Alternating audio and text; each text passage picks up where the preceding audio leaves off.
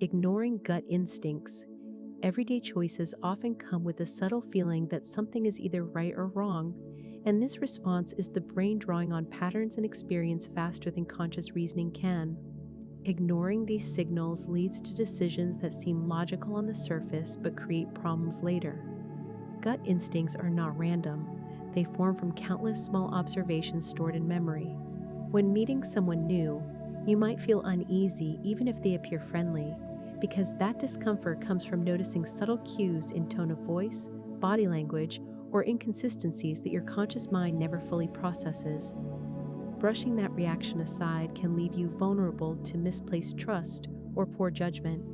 People often rely only on data or outside validation, assuming instincts are irrational, but in business deals, a partnership can look solid on paper while something still feels off, and those who ignore that hesitation later face the exact conflicts their intuition predicted. In personal life, staying in an unhealthy environment despite inner warning signs prolongs stress and regret. It helps to separate instinct from impulse. Impulse is driven by raw emotion in the moment, while instinct combines lived experience with subconscious evaluation, and using both together leads to more balanced decisions. If your instinct signals caution, let it guide you to pause and gather more information rather than rushing into commitments. The mistake of ignoring gut instincts comes from undervaluing them as a source of information, when treating them as an additional layer of insight helps you make choices that reflect both knowledge and deeper awareness. Constant comparison. Constantly comparing yourself to others is one of the most common mistakes people make, and it happens almost automatically, whether it is someone else's career, relationship, or curated life online. Comparison itself is natural. It helps you understand where you stand, but when it becomes constant, it quietly creates problems. You see a friend buy a new car and assume you are falling behind financially, or a colleague gets recognized and you wonder why you have not, and social media strengthens this habit by showing curated snapshots that make it feel like everyone else is doing better even when the picture is incomplete. The real issue is that comparison rarely accounts for context. You might be measuring your starting point against someone else's middle, or your everyday reality against their highlight reel, and that mismatch breeds frustration, lowered confidence, and decisions that do not fit your actual needs, like chasing a promotion you never wanted or spending money you do not have just to keep up. A far more useful approach is comparing yourself to your own past. Instead of asking how you measure up to someone else, ask whether you have grown since last year.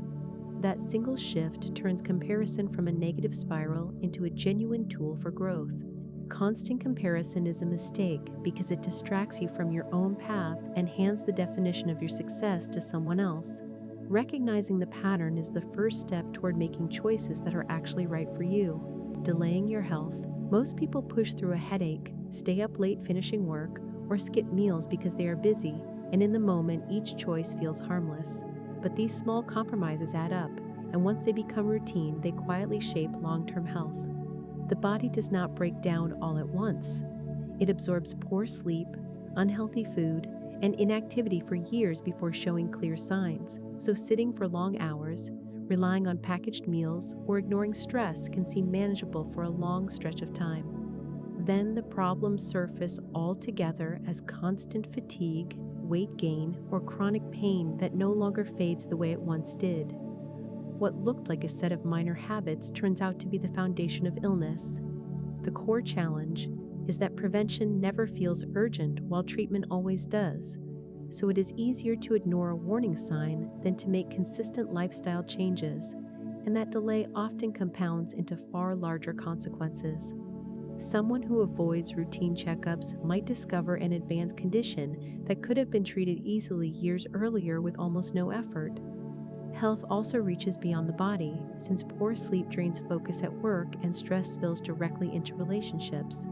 Small habits like staying active, eating balanced meals, and keeping regular checkups make daily life easier now and build a safety net for later. The real mistake is waiting until your body forces you to act instead of taking small preventive steps while it is still easy to do so. Work as identity. Long hours, checking emails late at night, and tying self-worth entirely to career performance are common patterns that quietly lead to treating work as your only identity. Work provides structure, income, and a sense of achievement, but once it becomes the sole measure of value, the rest of life narrows. Relationships, health, hobbies, and personal growth get pushed aside one decision at a time, whether that means declining social plans because you feel too busy, skipping exercise to hit a deadline, or avoiding new skills because they seem irrelevant to the job. The problem is never dedication itself, it is imbalance. Jobs change, companies restructure, and careers shift in ways outside personal control. And when identity is built only around work, those changes feel devastating because nothing else exists to fall back on. Even success can feel hollow when it costs personal connection or a sense of fulfillment outside the office. Someone might land a promotion only to realize they have lost touch with every friend they had, while another might retire after decades of pure focus on career and struggle badly without the structure and recognition it once provided. In both cases, life outside of work stays permanently underdeveloped. A healthier approach treats work as one part of identity rather than the whole, maintaining friendships, hobbies, and physical and mental health so that when work inevitably shifts, other sources of meaning and stability remain intact.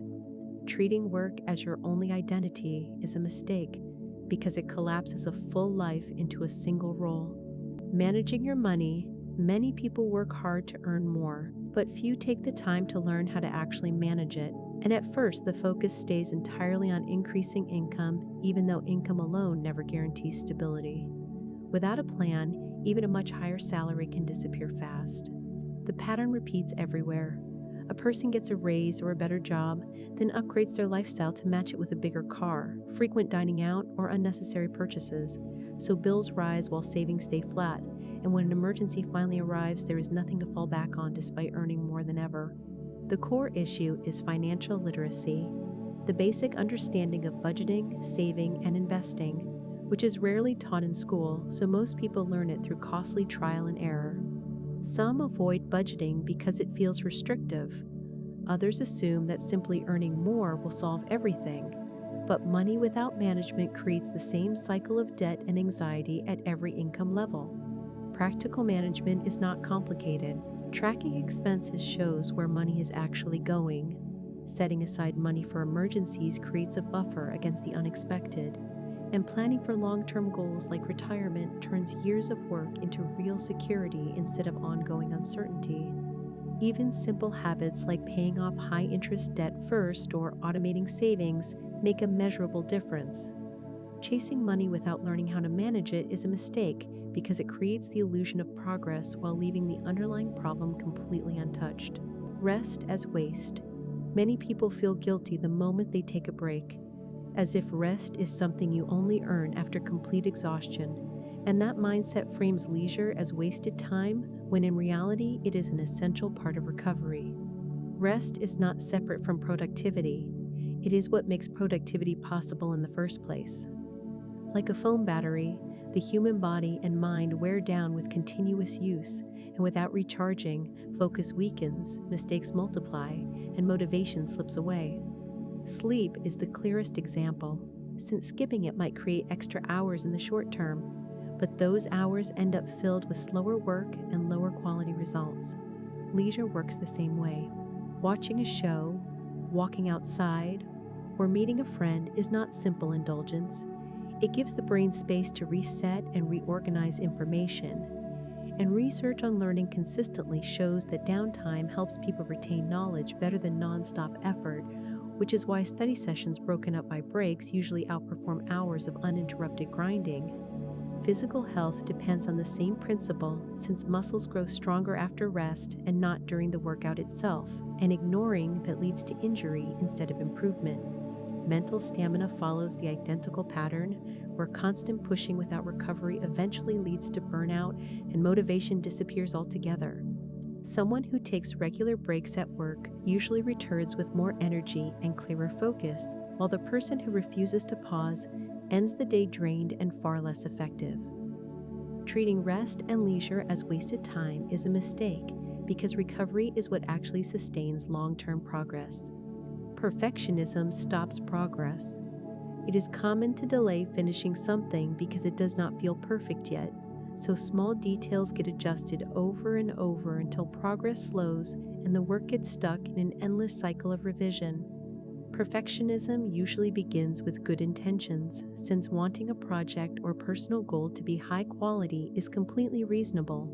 But the problem appears the moment focus shifts from steady progress to avoiding any flaw at all. A student might spend hours rewriting an introduction and leave no time to finish the rest of the essay. Or a presentation gets endlessly tweaked for design instead of being shared on time. And even simple tasks like organizing a room or starting a fitness routine stall because every detail has to feel ideal before moving forward. The cost is that momentum disappears, deadlines get missed, opportunities get passed up, and projects sit unfinished, which over time breeds frustration and lowers confidence as people pour in effort without ever seeing visible results. Progress, even imperfect progress, is what actually lets skills grow, and waiting for flawless conditions means losing the chance to learn through action. One practical fix is setting clear limits in advance, deciding how much time or how many revisions something will receive so forward movement is forced. Another is focusing on completion first and refining later once the foundation exists. These small shifts separate quality from perfection and keep projects moving. Perfectionism feels productive in the moment, but when it blocks progress, it becomes one of the most effective ways to prevent real achievement. Overcommitting to others, saying yes too often, is a habit many people build without realizing how much it costs them, starting small with covering a shift or helping with a project. And each request feels manageable on its own, even as together they crowd out the time and energy needed for personal responsibilities and well-being. Overcommitting usually comes from good intentions, since people want to be reliable and liked, but as commitments pile up, the cost stays hidden, sleep gets cut short, meals get rushed, and personal goals get pushed aside.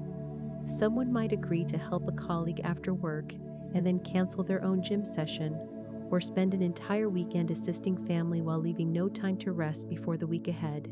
And over time, this builds a pattern where other people's needs consistently outrank your own. The issue was never helping others. It is neglecting balance, because a person who never sets boundaries risks burnout, may feel quietly resentful even while continuing to say yes, or eventually starts dropping commitments altogether once the load becomes unmanageable. This affects both personal health and the actual quality of support you can offer, since being stretched too thin often means doing things half-heartedly and under unnecessary stress. Protecting time for yourself is not selfish, it is what lets you show up for others with real energy and focus. Simple steps like pausing before agreeing, checking your schedule first, or setting a limit on how much you take on can prevent this mistake from building into something bigger.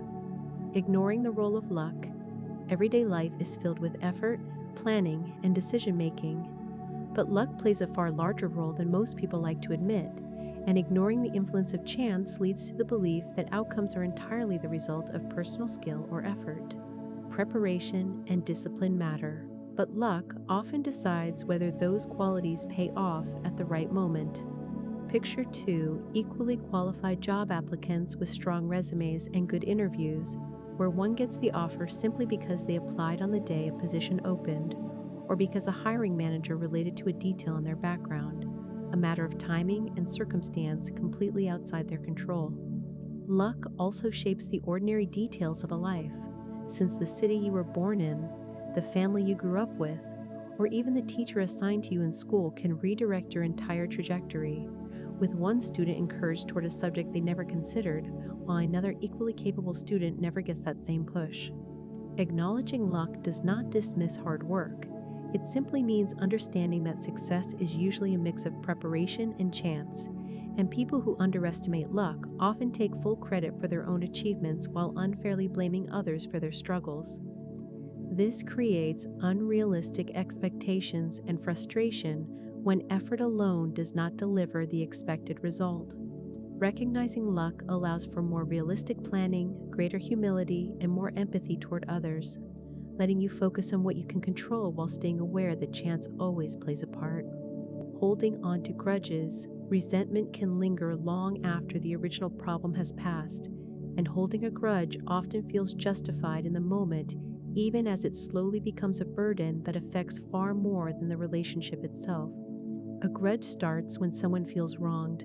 Maybe a friend cancels plans at the last minute, or a coworker takes credit for an idea, and instead of addressing it directly, the frustration gets stored away. At first, it feels harmless, but as weeks pass, the unresolved feeling grows heavier until a single event becomes the filter through which every future interaction gets judged.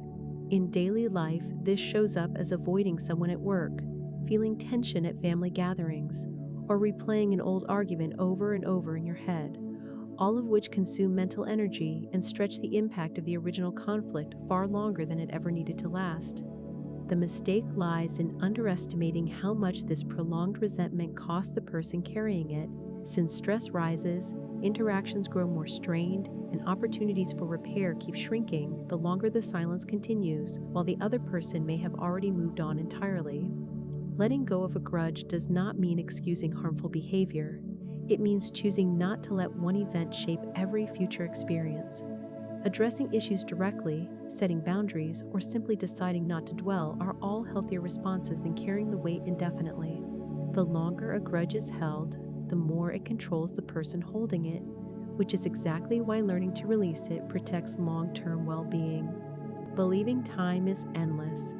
Everyday life makes it easy to assume there will always be more time, so tasks get postponed, goals get delayed, and important conversations get pushed aside with the idea that they can be handled later. The mistake is believing time is endless when it is actually one of the most limited resources a person has. At first, this shows up in small ways: delaying a skill you care about because you can start next month, or putting off a visit to family because there will surely be another chance soon, and even health gets neglected under the assumption there is plenty of time to change habits later.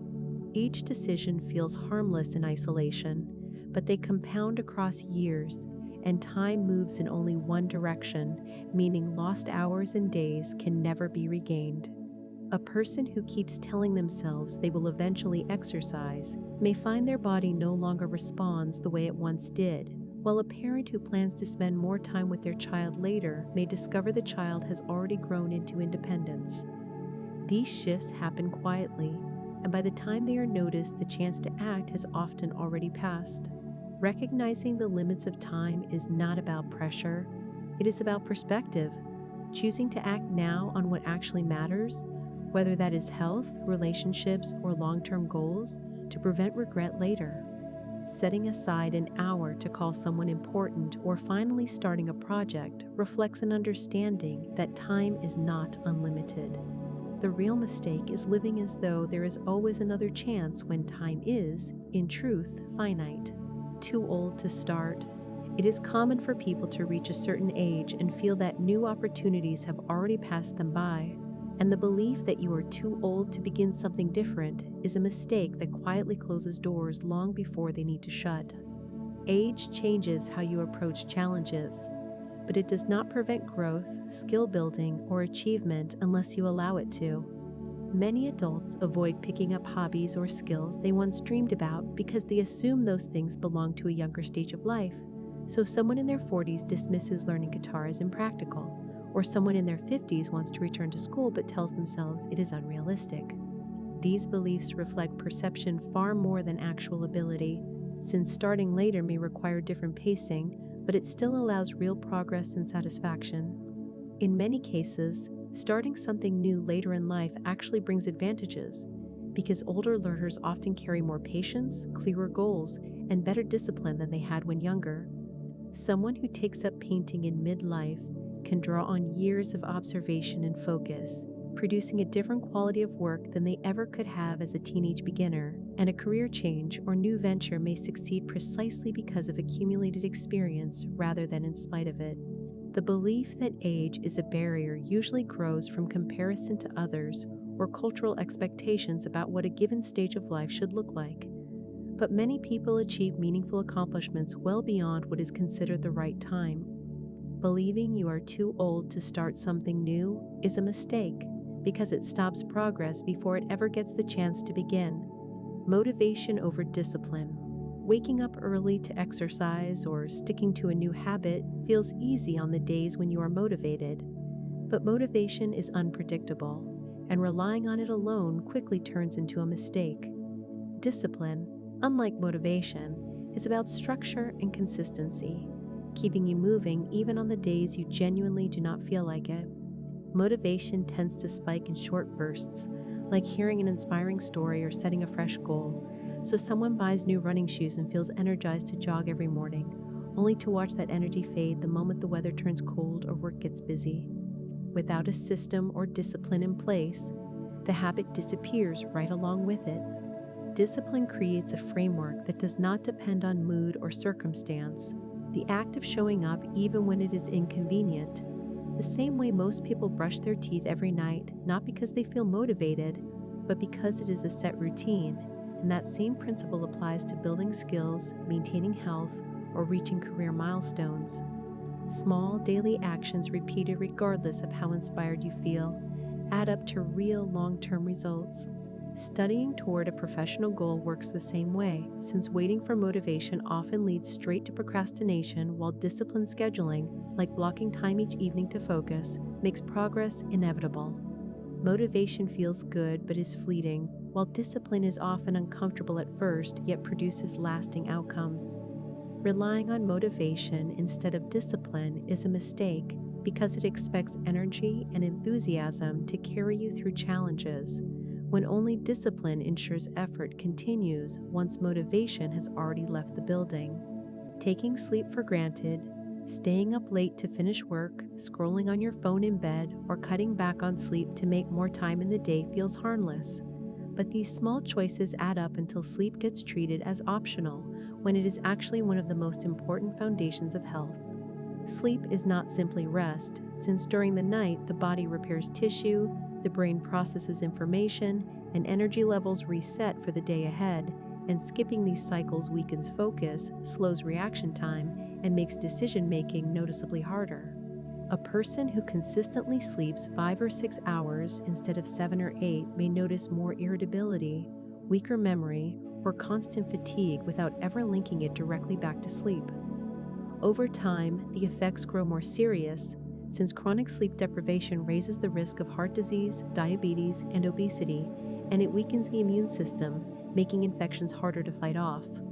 For many people, the warning signs appear gradually as morning grogginess, growing reliance on caffeine, or trouble staying alert through the day, symptoms that get dismissed as normal, even though they are early signals of an ongoing problem.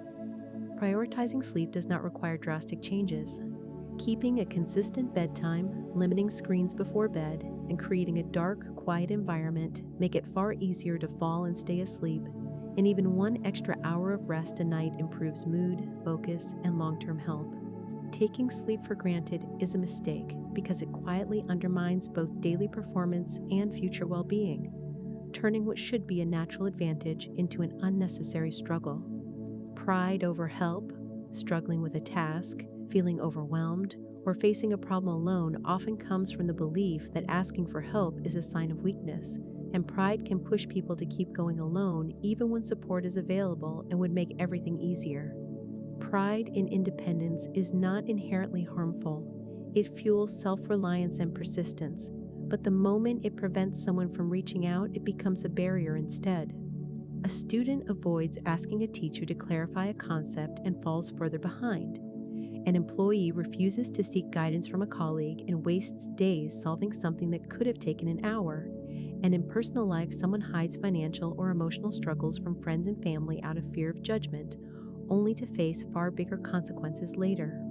The cost of not asking for help is usually more time, more stress, and sometimes unnecessary failure, since everyone has limits and collaboration is exactly what allows people to move past them. A different perspective, an extra pair of hands, or the experience of someone who has already solved the problem can prevent small challenges from turning into major setbacks.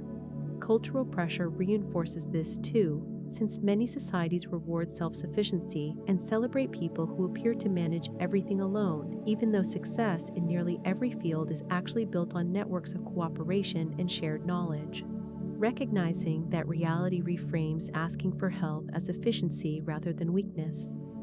Letting pride stop you from asking for help is a mistake because it manufactures unnecessary obstacles and keeps people from using the resources and support that are already around them.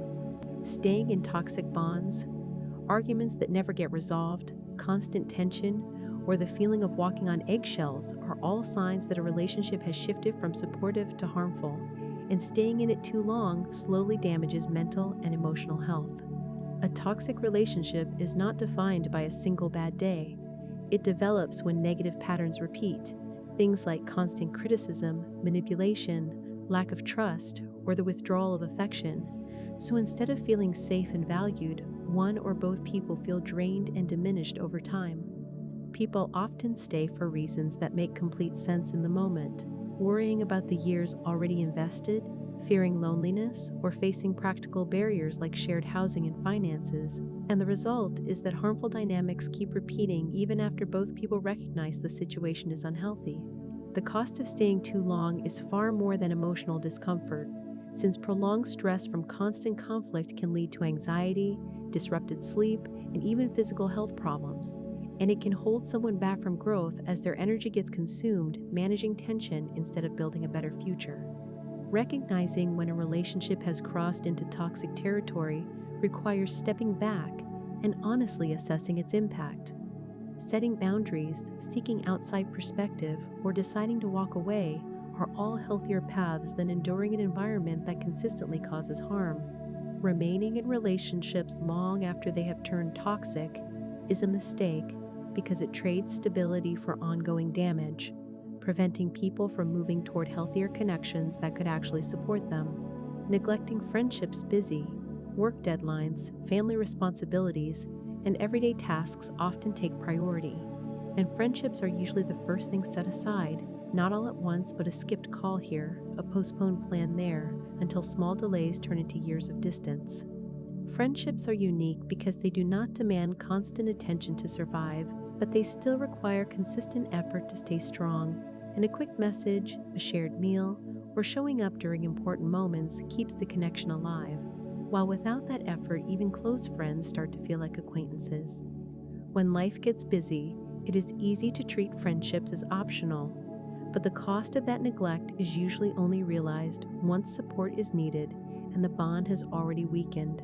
The impact reaches well beyond losing social contact, since strong friendships provide emotional balance, reduce stress, and create a sense of belonging that work and family alone cannot fully replace, and neglecting them can increase feelings of isolation even while surrounded by people every day.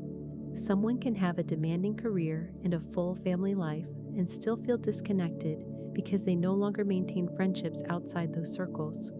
Maintaining friendships does not require huge amounts of time, since simple habits like checking in regularly, setting aside a few hours each month, or remembering important events can preserve bonds for decades, and these small actions accumulate into trust and closeness that stay valuable throughout life. Neglecting friendships when life gets busy is a mistake because it quietly erodes one of the most reliable sources of support and joy a person has.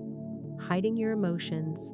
Holding back emotions often feels like the safest option, so people stay quiet about frustration, hide sadness, or suppress anger because they do not want to burden others or appear vulnerable, but consistently hiding emotions creates real long-term costs. Emotions are signals, communicating needs, boundaries, and reactions both to yourself and to others, and when they get ignored or hidden, the signals do not disappear, they build up instead. Someone who never admits stress at work may eventually burn out, and a person who avoids expressing hurt in a relationship may grow resentful as silent distance develops, both cases showing how unspoken emotions turn into much larger problems because they were never addressed directly. The habit of hiding feelings often comes from cultural expectations, family patterns, or fear of judgment, with children sometimes growing up hearing that showing emotion is weakness and carrying that lesson straight into adulthood, while in professional settings, people worry that honesty about pressure or mistakes will read as incompetence. Over time, bottling up feelings can lead to anxiety, depression, or sudden emotional outbursts once the pressure finally becomes too much. Expressing emotions does not mean losing control or sharing everything. It means communicating clearly enough for others to understand what is actually going on. Whether that is telling a friend you are having a hard day, letting a partner know when something bothers you, or admitting to a manager that a project needs support. These small expressions build trust and prevent misunderstandings. Hiding emotions instead of expressing them is a mistake because it blocks healthy communication and creates unnecessary stress that usually grows worse over time. Failure feels final. Everyone experiences failure at some point, whether it is a poor grade, a rejected application, or a project that does not go as planned, and the mistake comes from treating those failures as permanent rather than as part of a process that leads to eventual improvement. Failure feels final because the immediate impact is uncomfortable. Losing a job or being turned down for an opportunity can hit confidence hard and create the sense that progress has completely stopped. For many people, that feeling lingers and shapes every decision made afterward. So instead of trying again, they avoid similar risks, assuming the outcome will always repeat itself. The problem is that most success is actually built on repeated attempts. Since a student who fails an exam can still pass the course by adjusting study methods, and a business owner whose product does not sell can use those lessons to refine the next one. Even in personal life, failed relationships or missteps in communication often provide the exact clarity needed to do better in the future, and treating failure as permanent blocks the opportunity to learn and adapt from those very experiences. The practical difference between people who recover from failure and those who do not often comes down to perspective, since viewing setbacks as information rather than proof of inadequacy allows for real growth, without ignoring mistakes but recognizing that one attempt's outcome does not define every future one. Believing failure is permanent is a mistake because it turns temporary setbacks into lasting barriers, limiting the progress that could have come from persistence and adaptation. Trying to please everyone, agreeing to requests you do not have time for, avoiding disagreement to keep the peace, or constantly adjusting your behavior to meet other people's expectations are all signs of trying to please everyone. And while it may reduce tension in the moment, this habit usually creates more problems than it solves. The desire to please comes from wanting to be liked and accepted, and it can feel easier to say yes than to risk disappointing someone. So at work, this might mean taking on tasks outside your role, even when your own workload is already full. And in friendships, it can look like always going along with plans you do not enjoy. Over time, these choices lead to stress, exhaustion, and a steady loss of personal boundaries. And the core issue is that no one can meet every expectation. So when people spread themselves too thin, the quality of their commitments drops. A person trying to keep everyone happy may miss deadlines, forget promises, or quietly resent the very people they are trying to accommodate. And ironically, the effort to please everyone often ends up letting more people down than if boundaries had been set from the start.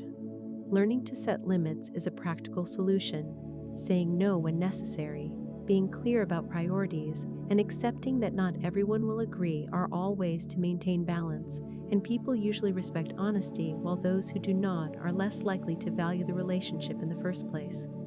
Trying to please everyone is a mistake because it sacrifices personal well-being and effectiveness in an impossible attempt to satisfy expectations that were never all meetable. Overthinking small choices. Spending too much time choosing what to wear, debating what to eat, or worrying over minor details can feel harmless, but overthinking small decisions quickly adds unnecessary stress to daily life, turning what should take a few minutes into hours of hesitation and second-guessing. At its core, overthinking is the fear of making the wrong choice even when the stakes are genuinely low. So a person scrolls through endless restaurant options before meeting friends and delays plans that could have started earlier, or spends days tweaking a minor detail of a project instead of moving forward. The intent is to make the best possible decision, but the actual result is usually wasted time, drained energy, and added frustration. The problem grows because mental energy is limited, and when too much focus goes into small choices, there is less capacity left for decisions that truly matter, which is why some people adopt routines or simplify options, like preparing meals in advance or sticking to a set morning routine, freeing up attention for work, relationships, and long-term goals. Overthinking also prevents real progress, since even when a choice eventually gets made, the constant back and forth delays action, and in many cases, a small decision has little long-term impact anyway. Yet the habit of overanalyzing creates stress that compounds over time.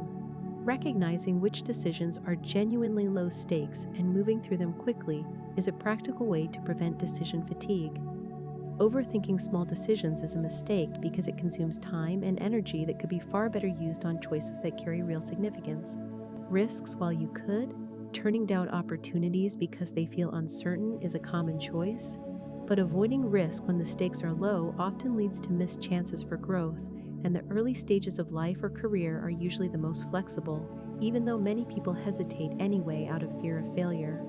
Not all risks are equal, since trying a new field of study, starting a small business, or moving to a different city while young carries far fewer long-term consequences than doing the same thing later in life. And at a point when responsibilities are lighter and the cost of failure is smaller, these choices provide valuable experience and open doors that would otherwise stay closed. The problem arises when fear of embarrassment or short-term loss outweighs the potential benefit. So someone stays in a familiar but unfulfilling job instead of exploring a new role, or declines to travel or study abroad because it feels uncertain. Choices that create safety in the moment but limit what can be learned and achieved over the long run. As people get older, responsibilities like family, financial commitments, and health make it harder to take bold steps, so risks feel heavier and opportunities get evaluated more cautiously. And looking back, many people regret not taking chances earlier while they still had the flexibility to recover from setbacks. Taking risks does not mean acting recklessly. It means recognizing when the potential gains outweigh limited downsides and using periods of greater freedom to experiment and grow. Not taking risks when you had less to lose is a mistake because it wastes opportunities that become hardest to recover later in life. Jobs you secretly hate, dragging yourself out of bed every morning to go to a job you dislike, is an experience many people know well, and what often begins as a temporary compromise can quietly turn into years spent doing work that feels draining and unfulfilling. There are practical reasons people stay: a steady paycheck, benefits, or the fear of unemployment, and over time, routine takes over until the thought of change feels overwhelming, leaving someone showing up each day even though the work provides little satisfaction or growth. The impact reaches far beyond the workplace, since spending 8 or more hours a day in a negative environment affects mood, energy, and relationships outside of work, and people come home exhausted, disengaged, or irritable, leaving less time and energy for family, hobbies, or personal goals. Over years, this can create the sense of being stuck, with life revolving around obligations rather than genuine choices, and remaining in an unfulfilling job limits opportunities for progress since skills stagnate, confidence fades, and the longer someone stays, the harder it becomes to imagine alternatives. In contrast, even small steps toward exploring new fields, training, or side projects can gradually open doors to better options. Work will always involve challenges, but when dissatisfaction becomes constant, it signals a deeper issue worth addressing. Staying for years in jobs you secretly hate is a mistake because it trades long-term fulfillment for short-term security, leaving potential unexplored and daily life weighed down by dissatisfaction. Forgetting your parents, daily routines make it easy to take parents for granted, with conversations becoming shorter, visits getting delayed, and attention shifting toward work, friends, or personal goals, and over time this creates distance while appreciation gets expressed less than it should.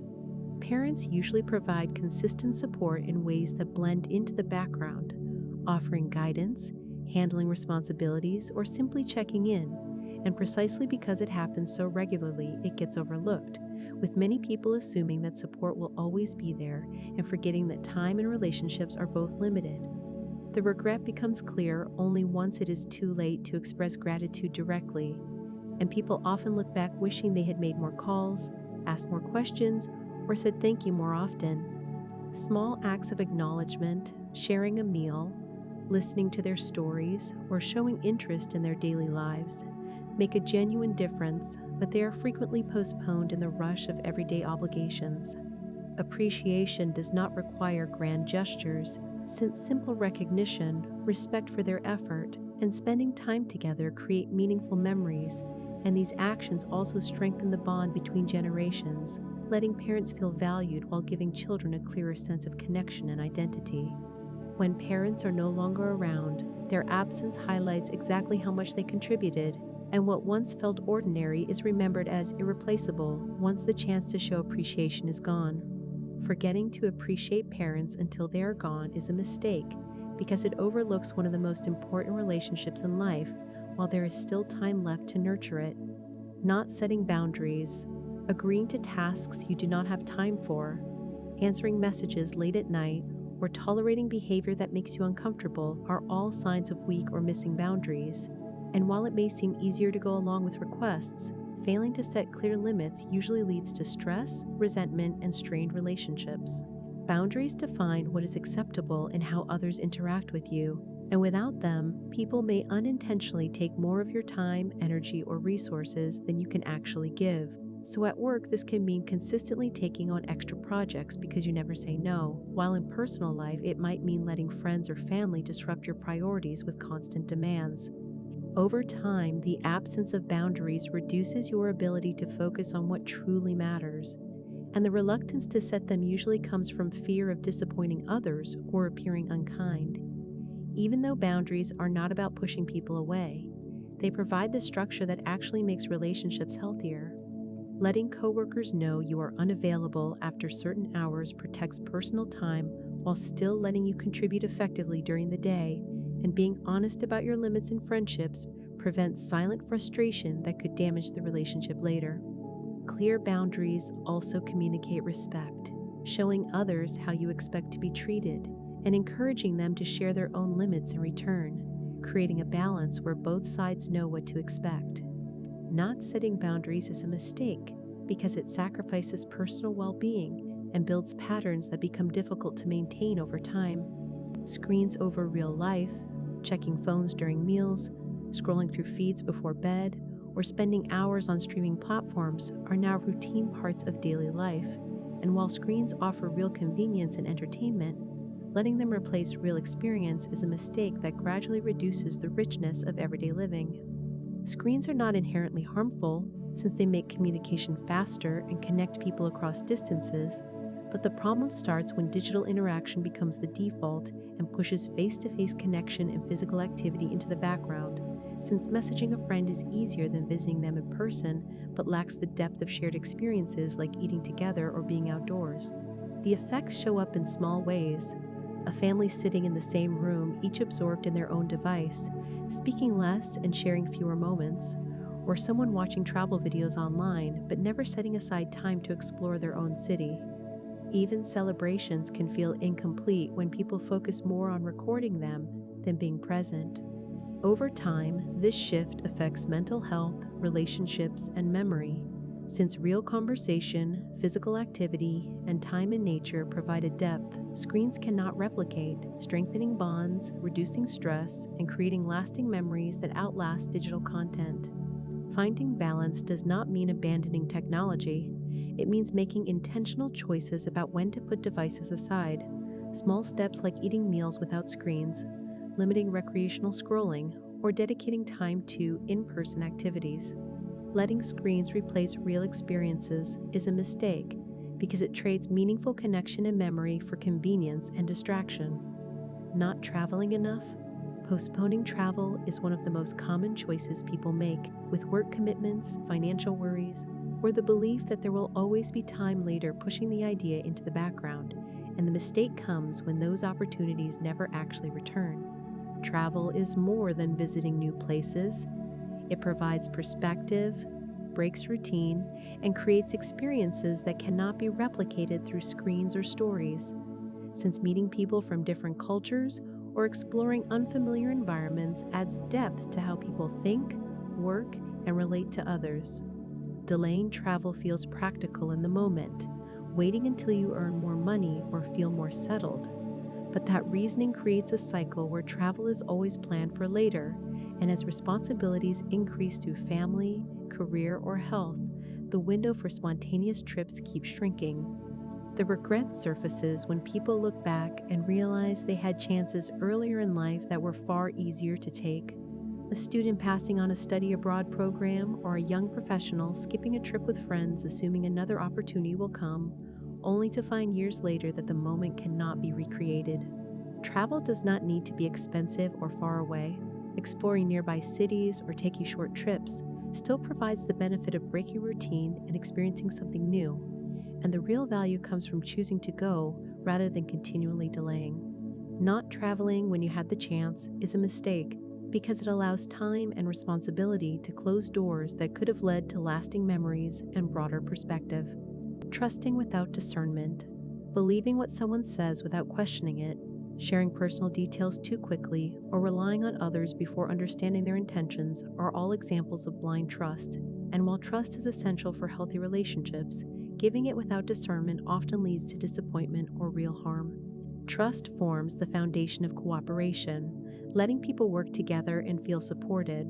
But the problem starts when trust is given automatically instead of being earned, creating situations where individuals take advantage of kindness, manipulate emotions, or misuse information. Someone may loan money to a new acquaintance who never pays it back, or share private struggles with a colleague who later uses that information against them. And in professional settings, placing complete confidence in a partner without verifying their reliability can result in broken agreements or real financial loss. Discernment is the skill that balances trust with caution, paying attention to consistency and noticing whether actions match words, letting trust build gradually through actual experience. So trusting a coworker after they repeatedly follow through is very different from trusting someone immediately based on promises alone. Learning discernment does not mean becoming suspicious of everyone. It means recognizing patterns and adjusting expectations based on behavior rather than appearances, which still allows meaningful relationships to grow while reducing the likelihood of being misled or hurt. Trusting people blindly without learning discernment is a mistake because it exposes you to unnecessary risk and prevents relationships built on a foundation of reliability and respect. Losing your curiosity? Curiosity is a natural driver of learning, and children constantly experiment, ask how things work, and test boundaries in ways that help them adapt and gain knowledge almost without realizing it. But over time, adults often trade that sense of discovery for efficiency, repeating tasks the same way because it feels easier, and avoiding new topics because they seem unnecessary or intimidating. The impact shows up everywhere in daily life. Someone using the same phone features for years without exploring updates that could make life easier, or employees who stop being curious about new methods and slowly fall behind as their industry evolves. Even conversations suffer, since losing curiosity can make interactions shallow as people focus only on sharing their own opinions instead of asking meaningful questions about others. Maintaining curiosity does not require major effort. It can be as simple as trying a new recipe instead of repeating the same meals, reading about a subject outside your usual interests, or asking a colleague why they approach a problem differently. Small actions that keep the mind flexible and open to change. The danger of losing curiosity is that it gradually limits growth, since without it, skills stagnate, opportunities shrink, and life becomes narrower than it needs to be, while staying curious keeps people learning, adaptable, and genuinely engaged with the world around them. Money equals happiness. Having more money makes daily life easier, but it does not guarantee lasting happiness, and many people assume that once they reach a certain income or savings level, their problems will disappear and life will feel complete, when in reality money solves some challenges but cannot address every aspect of well-being. On a practical level, money provides security, helping cover rent, groceries, and medical bills, and that stability genuinely reduces stress, especially for those struggling to make ends meet. But once basic needs and a modest level of comfort are met, the link between money and happiness grows much weaker, since a larger paycheck can upgrade a car or a home, but those changes quickly become part of the routine and lose their initial excitement. The mistake lies in believing wealth alone brings fulfillment, since someone who works long hours to earn more may have less time for family, friends, or personal health, while another person buys expensive items to feel satisfied, only to find the feeling fades within weeks. Research and everyday observation both show that meaningful relationships, a sense of purpose, and good health play a far larger role in long-term happiness, and money can support these areas, like funding a family trip, but it cannot replace the deeper satisfaction that comes from connection and personal growth. The real value of money is that it acts as a tool, and believing it automatically delivers happiness is a mistake, because happiness actually depends on choices, priorities, and experiences that extend well beyond the financial side of life. Not negotiating worth. Accepting the first offer without negotiation often means leaving opportunities behind, and many people avoid these conversations out of fear of rejection, discomfort with confrontation, or the belief that hard work alone will eventually be noticed and rewarded. But value in a workplace is not only tied to performance, it is also tied to the ability to communicate that value clearly. An employee who consistently delivers strong results may accept a promotion without ever asking for a pay increase, assuming the company will provide it automatically, and over time this creates frustration as responsibilities grow while compensation stays flat, while freelancers who underprice their services to win clients often end up overworked and underpaid because they set an expectation that undervalues their own skill. The mistake lies in assuming that silence will be rewarded, when in reality organizations and individuals make decisions based on the signals people send, and presenting your achievements clearly while asking for compensation that reflects them sets a standard for how others view your contribution without needing to be aggressive about it. Real-world examples show that even small negotiations make a meaningful difference. Asking for a slight salary increase or negotiating flexible hours can improve both financial outcomes and quality of life, while those who avoid these discussions often end up doing the same work as others for less recognition or fewer benefits. Failing to negotiate your worth leads to missed opportunities, while learning to advocate for yourself ensures your effort, time, and skills are acknowledged in a way that actually matches their true value. Running from solitude. Spending time alone is a natural part of life, but many people treat it as something to avoid rather than something to understand, and the mistake happens when solitude gets seen only as a problem instead of a skill worth developing. From a young age, it is easy to fill every quiet moment with distraction, phones, television, or constant social contact, and in adulthood this habit often continues, with some people scheduling their lives so tightly they never sit in silence while others surround themselves with noise just to avoid the discomfort of being alone. The result is a missed opportunity, since solitude used intentionally provides space for rest and clarity, and sitting alone without a screen for even 20 minutes can help someone process their thoughts after a busy day, while a solitary walk can highlight what has been ignored, like the need to slow down or change direction. Without learning to handle this time, people often rely too heavily on others for validation or distraction, and avoiding solitude limits independence, since a person who cannot enjoy their own company may struggle to make decisions without outside input or feel anxious without plans, while someone who has learned to sit with themselves is far better equipped to handle uncertainty, stress, and change. Everyday tasks from cooking a meal for one to traveling alone for work become easier once solitude stops feeling threatening. The real mistake is assuming being alone always signals loneliness, when in practice, solitude is a skill, and learning it makes life less overwhelming and far more manageable. Short-term over health. Reaching for what feels good in the moment is easy, fast food after a long day, staying up late to keep watching a show, or skipping exercise because it feels uncomfortable.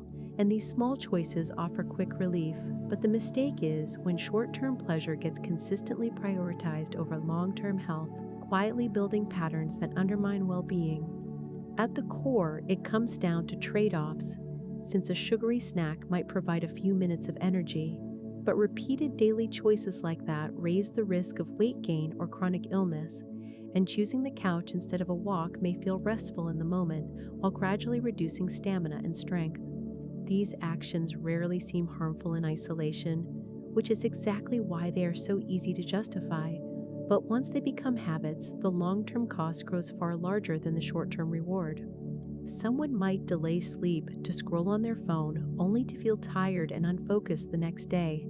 Or someone might put off a routine checkup, convincing themselves it is unnecessary until a minor issue develops into something far more serious.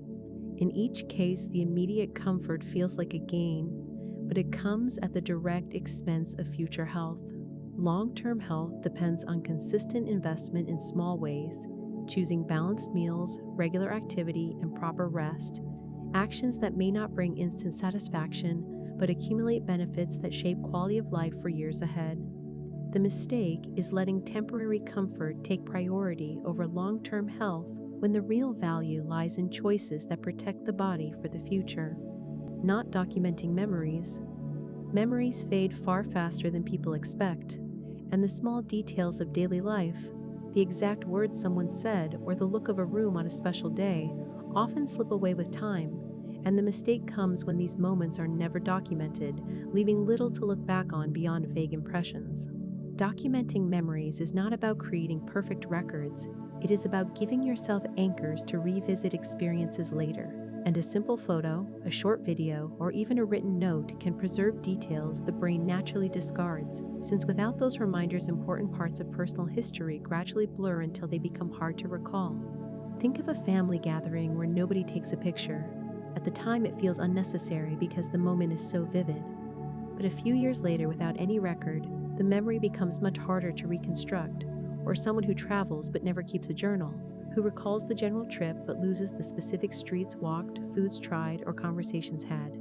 Technology has made documentation easier than ever, since phones allow instant photos, voice recordings, and notes stored indefinitely, and even a quick snapshot or a short journal entry at the end of the day can capture the essence of an experience, forming small records that over time become far more valuable than they seemed in the moment. Failing to document memories means relying solely on imperfect recall, which guarantees many experiences will fade. The wiser choice is to record them, even in simple ways, so the details remain available to revisit in the future. Waiting for perfect conditions. Waking up with a new goal often comes with the thought of waiting for the right time to begin, telling yourself you will start when work slows down or when you finally feel ready. And this is the habit of waiting for perfect conditions, one that quietly stops progress before it even begins. Ideal conditions rarely appear, since life is always full of competing responsibilities and uncertainty, and by delaying action until every piece falls into place, people unintentionally push their own goals further away, like someone who wants to get fit spending months waiting until they can afford the best gym when even a short daily walk would move them forward. This mistake often comes from the belief that starting small or imperfectly is not good enough, an assumption that progress only counts when backed by the best tools, timing, or complete confidence, when in practice those things develop along the way, since a student who waits to feel inspired before writing rarely gets anywhere, while a rough draft, however clumsy, is what actually leads to clarity. A person saving for a future project might delay until they can put away large amounts, when even small, consistent contributions build real momentum. By waiting for flawless circumstances, people give up the chance to build the exact discipline and resilience they were hoping perfect conditions would hand them. Taking action under less than perfect conditions ensures progress is made, and that progress is what actually builds the stability and confidence people were waiting for in the first place. Learning only your field, years spent building expertise in one area makes it feel natural to keep your focus there, and while specialization is often rewarded, avoiding learning outside your field can quietly become a limitation, narrowing perspective and making problem-solving harder. In most workplaces, challenges rarely stay contained to a single area. A designer who never learns about marketing struggles to understand why a campaign works, and an engineer who ignores communication skills might have great ideas but fail to explain them clearly. And even outside of work, life becomes harder when knowledge is defined too narrowly. Learning beyond your primary field does not mean abandoning focus. It means adding tools that make your main expertise more effective, like a teacher who learns basic psychology to understand what motivates students, or a doctor who studies nutrition alongside medicine to give more practical advice. extra layers of knowledge that strengthen the core skill rather than replacing it. Another risk of staying too narrow is missing opportunities entirely, since many breakthroughs come from combining ideas across fields. Someone in technology who understands art creates more intuitive products, and someone in finance who studies history may spot patterns others overlook. While reading only within your comfort zone means recycling the same insights while others connect dots across disciplines. A practical way to avoid this mistake is small. Picking up books or courses unrelated to your work, talking to people in different industries, or trying hobbies that build new ways of thinking. Avoiding learning outside your field restricts growth, while cross-disciplinary learning gives a real advantage in solving problems, adapting, and creating new opportunities. Fear of judgment. Silence, speaking up in front of others, often feels harder than it should, whether it is sharing an idea in a meeting, asking a question in class, or simply voicing an opinion in a group. And many people hesitate because they worry about what others might think, a fear of judgment that over time becomes a habit quietly limiting opportunities. The fear itself is simple: the possibility of being misunderstood, dismissed, or laughed at. But the cost of staying quiet is rarely considered, and in professional settings, someone might hold back a useful suggestion during a project only to watch another person raise the same point later and get all the credit. In social settings, avoiding self-expression can leave a person feeling overlooked or disconnected, even when they have something genuinely valuable to contribute. And over time, silence can create a pattern where others assume you have less to add, affecting career growth, relationships, and self-confidence. Even in small, everyday scenarios like not correcting a wrong food order or staying quiet when a friend says something you disagree with, the habit reinforces itself, making it harder to break each time. The most effective way to address this is not eliminating the fear entirely, but practicing speaking up in smaller, low-risk situations, since each time you do it builds the understanding that judgment from others is usually far less severe than it feels in the moment. Letting fear of judgment silence you is a mistake, because it trades short-term comfort for long-term missed chances to grow, connect, and be recognized. Relationships need effort. Friendships, family bonds, and romantic partnerships can feel secure once they are established, but they do not sustain themselves automatically, and just like anything of value, they require consistent attention and effort, with the mistake being the belief that once a relationship forms, it will naturally last without needing maintenance. At first, relationships often grow quickly because both people are investing time and energy, checking in, listening carefully, and showing appreciation. But over time, comfort sets in, and it becomes easy to assume closeness will remain even after the same level of care stops. And when small efforts fade, distance quietly builds, messages go unanswered, quality time gets replaced by routine distraction, and the connection slowly weakens. Think of a long friendship where you no longer call regularly.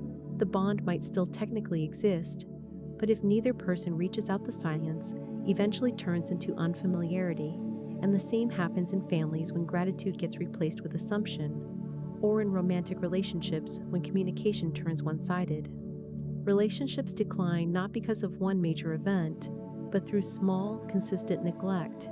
And effort does not need to be grand. A quick check in text, listening without interruption, or carving out time for a shared experience communicates that the relationship still matters and keeps it from drifting into the background. Strong relationships are built on maintenance as much as on the initial connection, relying on everyday choices to invest, respond, and participate. The idea that closeness will last without effort overlooks the reality that connection is active, not passive, and relationships stay strong only when the people in them keep putting energy into keeping them alive. Chasing status, not substance, owning the newest gadget, wearing the right brand, or posting the perfect picture can feel like progress. But these things often reflect status more than real substance, and status is about how others see you, while substance is about what actually improves your life, skills, or relationships. So confusing. The two leads many people to chase appearances instead of building something meaningful. Status is external, coming from recognition and comparison. So someone buys an expensive car not because it serves their needs better, but because it signals success, while substance is internal, the knowledge gained from learning a skill, the health built through exercise, or the trust that grows from consistent effort in a friendship, things that may not always be visible but create long-term stability and value. The mistake happens when people assume that achieving status will automatically bring fulfillment, like the person who spends years climbing a career ladder only to realize they do not enjoy the work, or the person who invests heavily in appearances while neglecting health or relationships, a polished surface sitting over a weak foundation. Substance requires effort that is far less glamorous but much more impactful.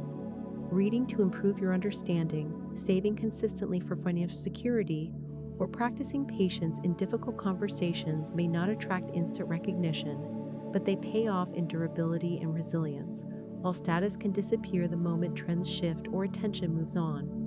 The real cost of chasing status instead of substance is neglecting the investments that actually shape a stable and satisfying life. Comfort isn't happiness. Ordering takeout, staying on the couch, and scrolling through your phone feels good in the moment, but this is comfort, not necessarily happiness. Comfort is the absence of discomfort when things are easy and predictable, while happiness is a deeper sense of satisfaction that usually requires effort, growth, and sometimes even discomfort along the way. And the mistake comes when people assume that maximizing comfort will automatically lead to happiness. Comfort reduces stress in the short term, but it does not create the conditions that make life meaningful, since avoiding exercise may feel pleasant now, but reduces energy and health over time, and choosing not to take risks in work or relationships may prevent failure while also preventing the new opportunities that could bring lasting satisfaction. Happiness is usually built through challenge and engagement. Learning a new skill can feel frustrating at first, but brings a real sense of progress.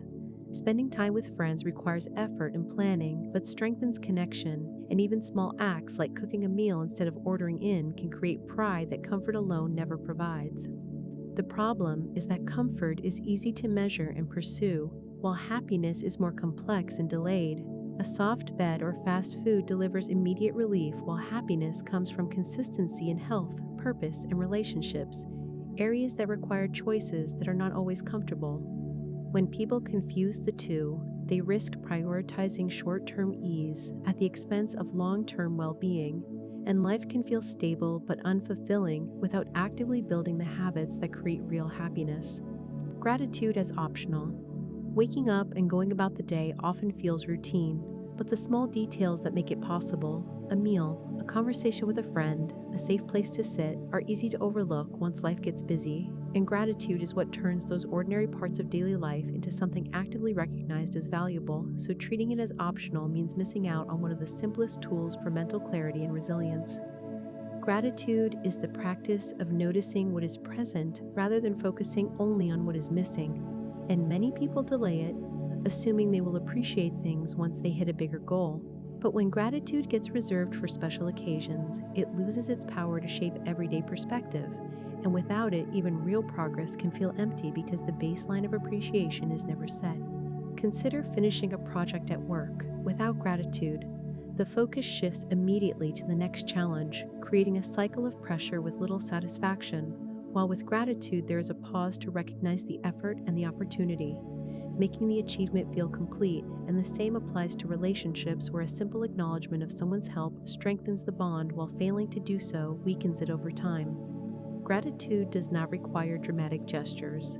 Mentally noting a good meal or thanking a colleague for their effort is enough, and making it a consistent habit provides stability during setbacks and makes successes feel more meaningful. Treating gratitude as optional undermines well-being, while practicing it daily reinforces both perspective and connection. No emergency planning. A normal day rarely feels like the time to think about emergencies. Bills get paid, routines get followed, and life seems predictable. But when unexpected problems arrive, a medical issue, a car breakdown, or sudden job loss, the absence of preparation quickly turns a difficult situation into a real crisis. Emergency planning simply means setting aside resources and systems to handle disruptions to normal life.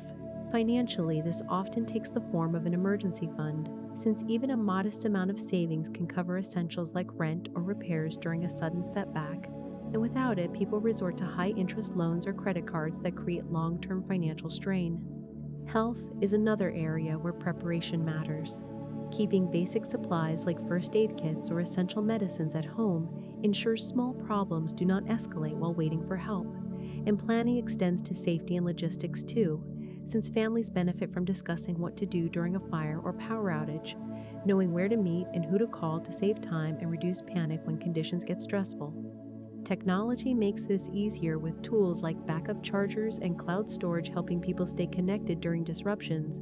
And while it may feel unnecessary during calm periods, preparation is essentially insurance against the unpredictable. Emergencies cannot always be avoided, but the damage they cause can be reduced, and neglecting to plan for them does not eliminate their possibility. It only removes the advantage of being ready when they eventually arrive. No emergency planning. A normal day rarely feels like the time to think about emergencies.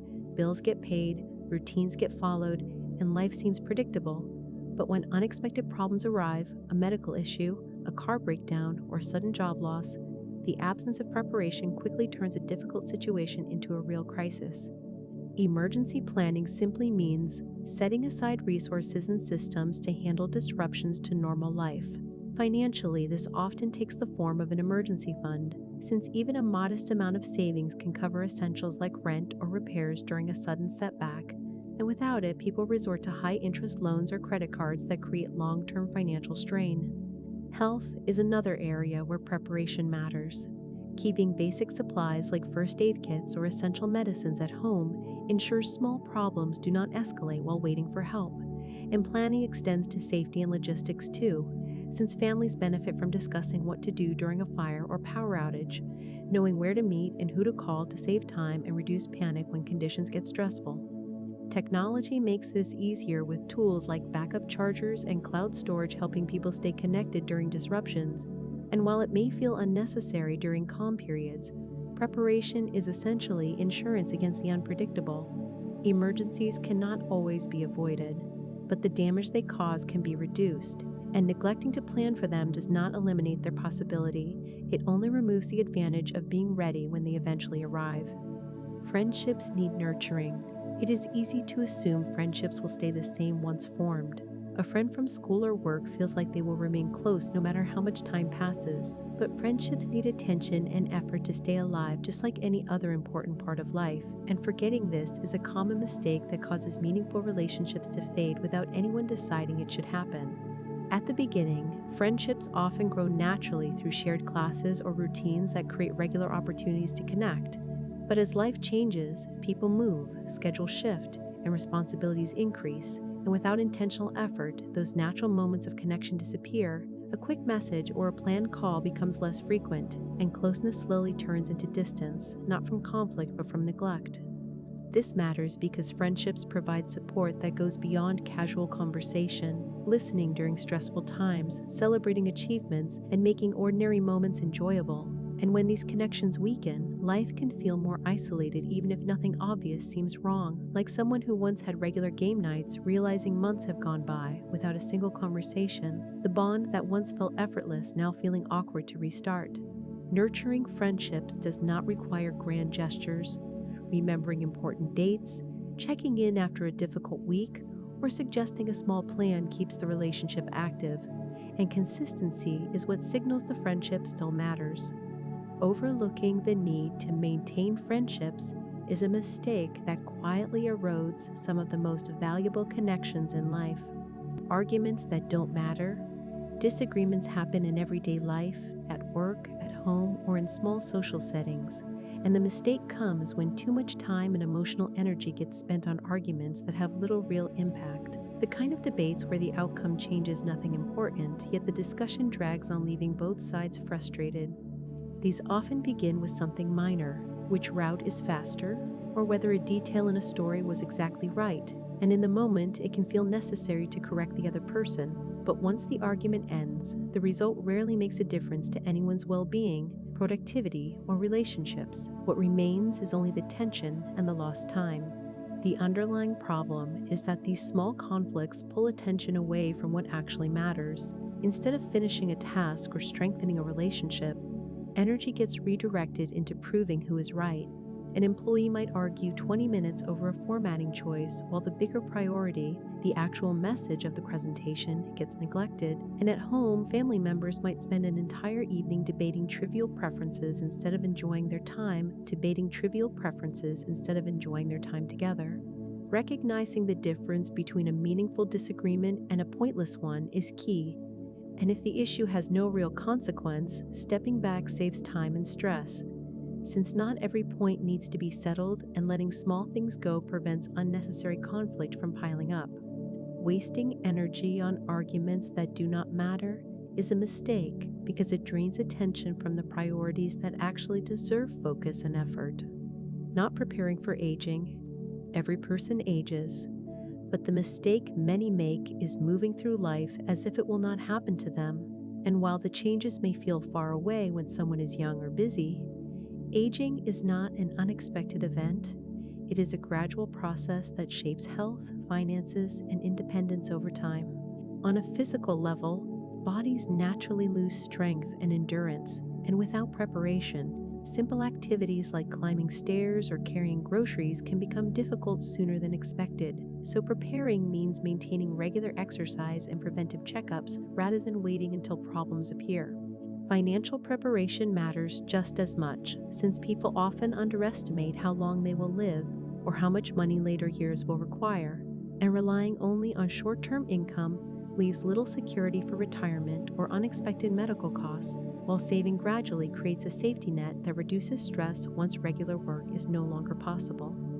There is also a social side to aging, since friendships and family networks shift, and those who never invest in meaningful relationships may find themselves isolated. So maintaining strong connections and staying involved in purposeful activities ensures aging does not bring unnecessary loneliness. Practical adjustments help too, preparing living spaces for future needs by reducing clutter or choosing homes that will be easier to manage. Small forward-looking steps that make the transition into older years smoother and safer. The mistake of not preparing for aging is rooted in treating it as a distant concern rather than a predictable stage of life, and taking small, steady steps in health, finances, relationships, and environment makes later years far more secure. Stuck in nostalgia, looking back on good times can feel comforting, but the mistake happens when someone spends more energy reliving the past than creating a future, since nostalgia itself is not harmful and can remind people of meaningful experiences. But the problem begins when it shifts from appreciation into avoidance, making it harder to adapt, grow, or take on new opportunities. Someone might constantly talk about their college years or an old job while ignoring the chance to build new skills in the present. Or another person replays past relationships, comparing every new experience to what once was, which prevents forming stronger connections now. And in both cases, the focus on what used to be overshadows what could still be. This habit shapes decisions in subtle ways. Someone clings to old methods at work instead of learning a new tool, or returns only to familiar routines instead of trying new hobbies or environments, and over time, this limits progress, reduces resilience, and narrows the range of experiences that shape a life. It also affects long-term satisfaction, since memories can bring comfort but cannot substitute for growth, and people who stay anchored in nostalgia often find the present feels less meaningful, not because it lacks potential, but because it is never given the same chance the past once had.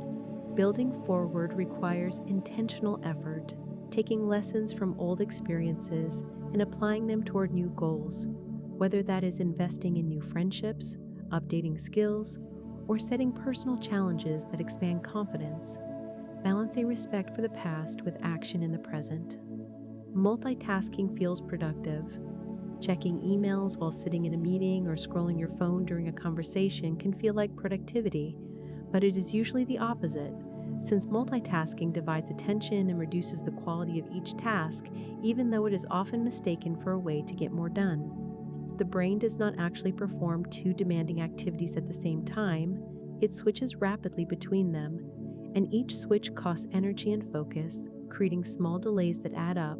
So writing a report while answering chat messages leaves both tasks slower and filled with more mistakes than handling them one at a time. This shows up everywhere. Someone cooking dinner while on the phone might burn the food or miss details in the conversation. And at work, someone toggling between spreadsheets and presentations might feel busy, but deliver results that are far less thorough, the sense of productivity coming from activity rather than actual efficiency. The hidden cost is mental fatigue, since constantly shifting attention makes tasks feel more stressful and leaves less energy for deeper thinking, and it weakens memory since details never get processed fully before the mind moves on, creating a cycle of busyness without meaningful progress over time. The alternative is single tasking, focusing on one priority at a time, since even short, uninterrupted sessions are more effective than stretched out work filled with interruptions, and daily routines like setting aside 10 minutes only for email can lead to better results with less effort. Believing multitasking makes you effective is a mistake because it trades real progress for the illusion of productivity, leaving both time and energy poorly spent. Choosing to stay ignorant, ignoring a bank statement, avoiding a doctor's visit, or skipping instructions at work can feel like the easier choice in the moment, but it often creates bigger problems later, since choosing to stay ignorant is a way of delaying discomfort that usually comes with a higher cost over time. At its core, ignorance is not the absence of information, it is the decision to avoid it, often because the truth feels overwhelming or inconvenient. So someone avoids learning how their retirement savings work because it seems too complicated, or refuses to read about nutrition because it might challenge their eating habits, getting short-term relief from not confronting the responsibility that knowledge brings. The problem is that important details do not disappear just because they are ignored. A person who avoids checking their credit card balance still owes the money, and someone who skips regular health checkups may miss early signs of conditions that could have been treated more easily if caught sooner. And by shutting out information, the ability to make informed decisions gets weakened until the consequences eventually surface anyway. This pattern shows up in everyday routines too. Skipping the effort to learn a new workplace system leaves a person less skilled over time, and avoiding difficult conversations lets misunderstandings grow harder to resolve. While ignorance feels comfortable, it reduces options and limits growth, and the opposite approach, leaning into awareness even when uncomfortable, gives far more room to act and adapt. Choosing to stay ignorant because it is easier is a mistake, because it trades short-term comfort for long-term difficulty. Skipping breaks before burnout, pushing through a long day without pausing often feels productive, but over time it drains both energy and focus, and forgetting to take breaks is a common mistake that can quietly lead to burnout, since the mind and body are simply not designed for endless, uninterrupted effort, and concentration works in cycles the same way a muscle needs periods of rest to recover and perform at its best.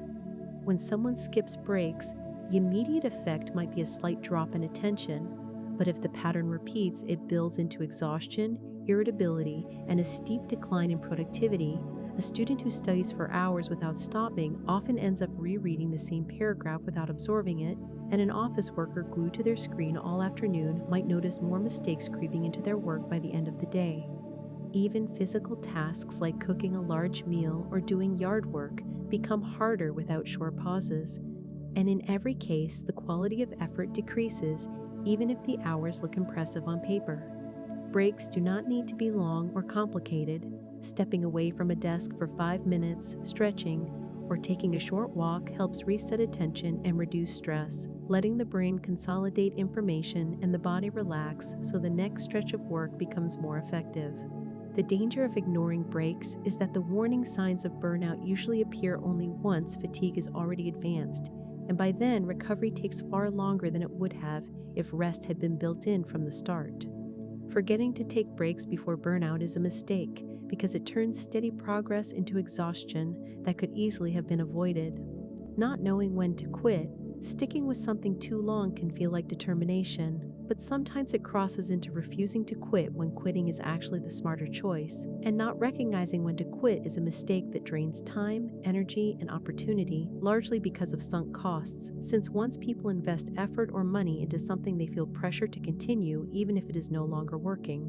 The belief is that quitting means failure, but persistence is not always productive, and the longer someone pushes in the wrong direction, the harder it becomes to shift course. A student sticking with a subject they dislike simply because they already spent a year on it, or someone staying in a job they have outgrown, hoping it will eventually feel rewarding while passing up better opportunities.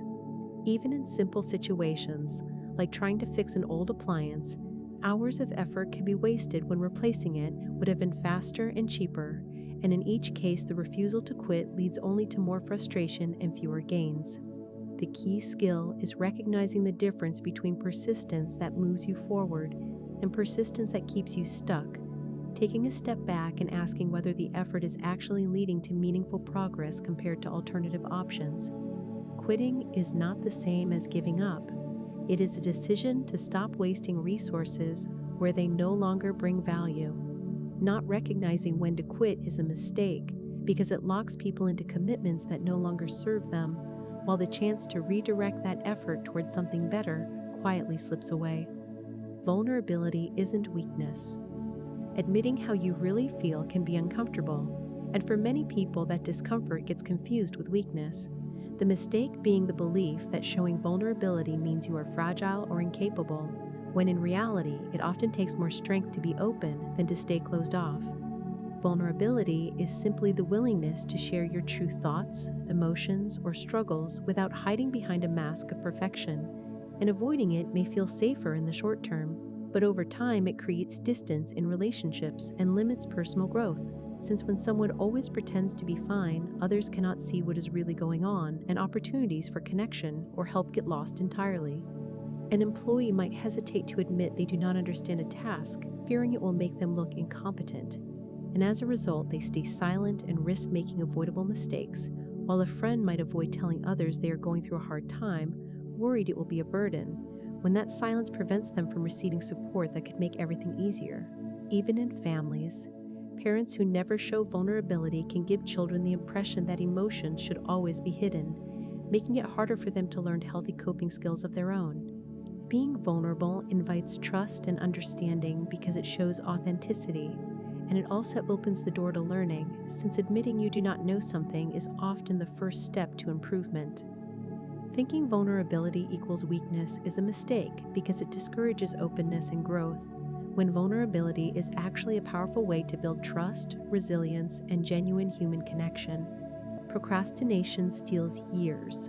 Putting off tasks for later is something almost everyone does, but when procrastination becomes a habit, it does not just delay small chores, it can quietly take years away, and the mistake lies in underestimating how often postponing things compounds into lost opportunities and unnecessary stress.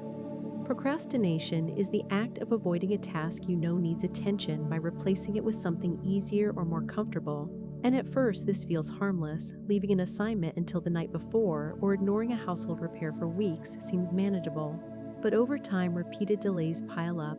A student who regularly postpones studying may struggle to keep up with courses, while a worker who keeps putting off a career change can look back years later and realize they stayed stuck in the same role for a cold repair for weeks seems manageable. The problem is that procrastination creates the illusion of time while silently eating it away. An unfinished project does not just sit still, it weighs on the mind and drains energy, and people often spend more time worrying about what they are avoiding than it would take to simply start. Procrastination also prevents growth, since someone who keeps waiting to learn a new skill or exercise regularly may find months or years have passed without progress, and what makes this mistake so damaging is how subtle it is. Each delay feels small, but the cumulative effect reshapes entire timelines. By the time someone notices, opportunities have already slipped by, and catching up is harder than it needed to be. Letting procrastination steal years is a mistake because it disguises wasted time as harmless delay when consistent postponing actually erodes progress and limits what can be achieved.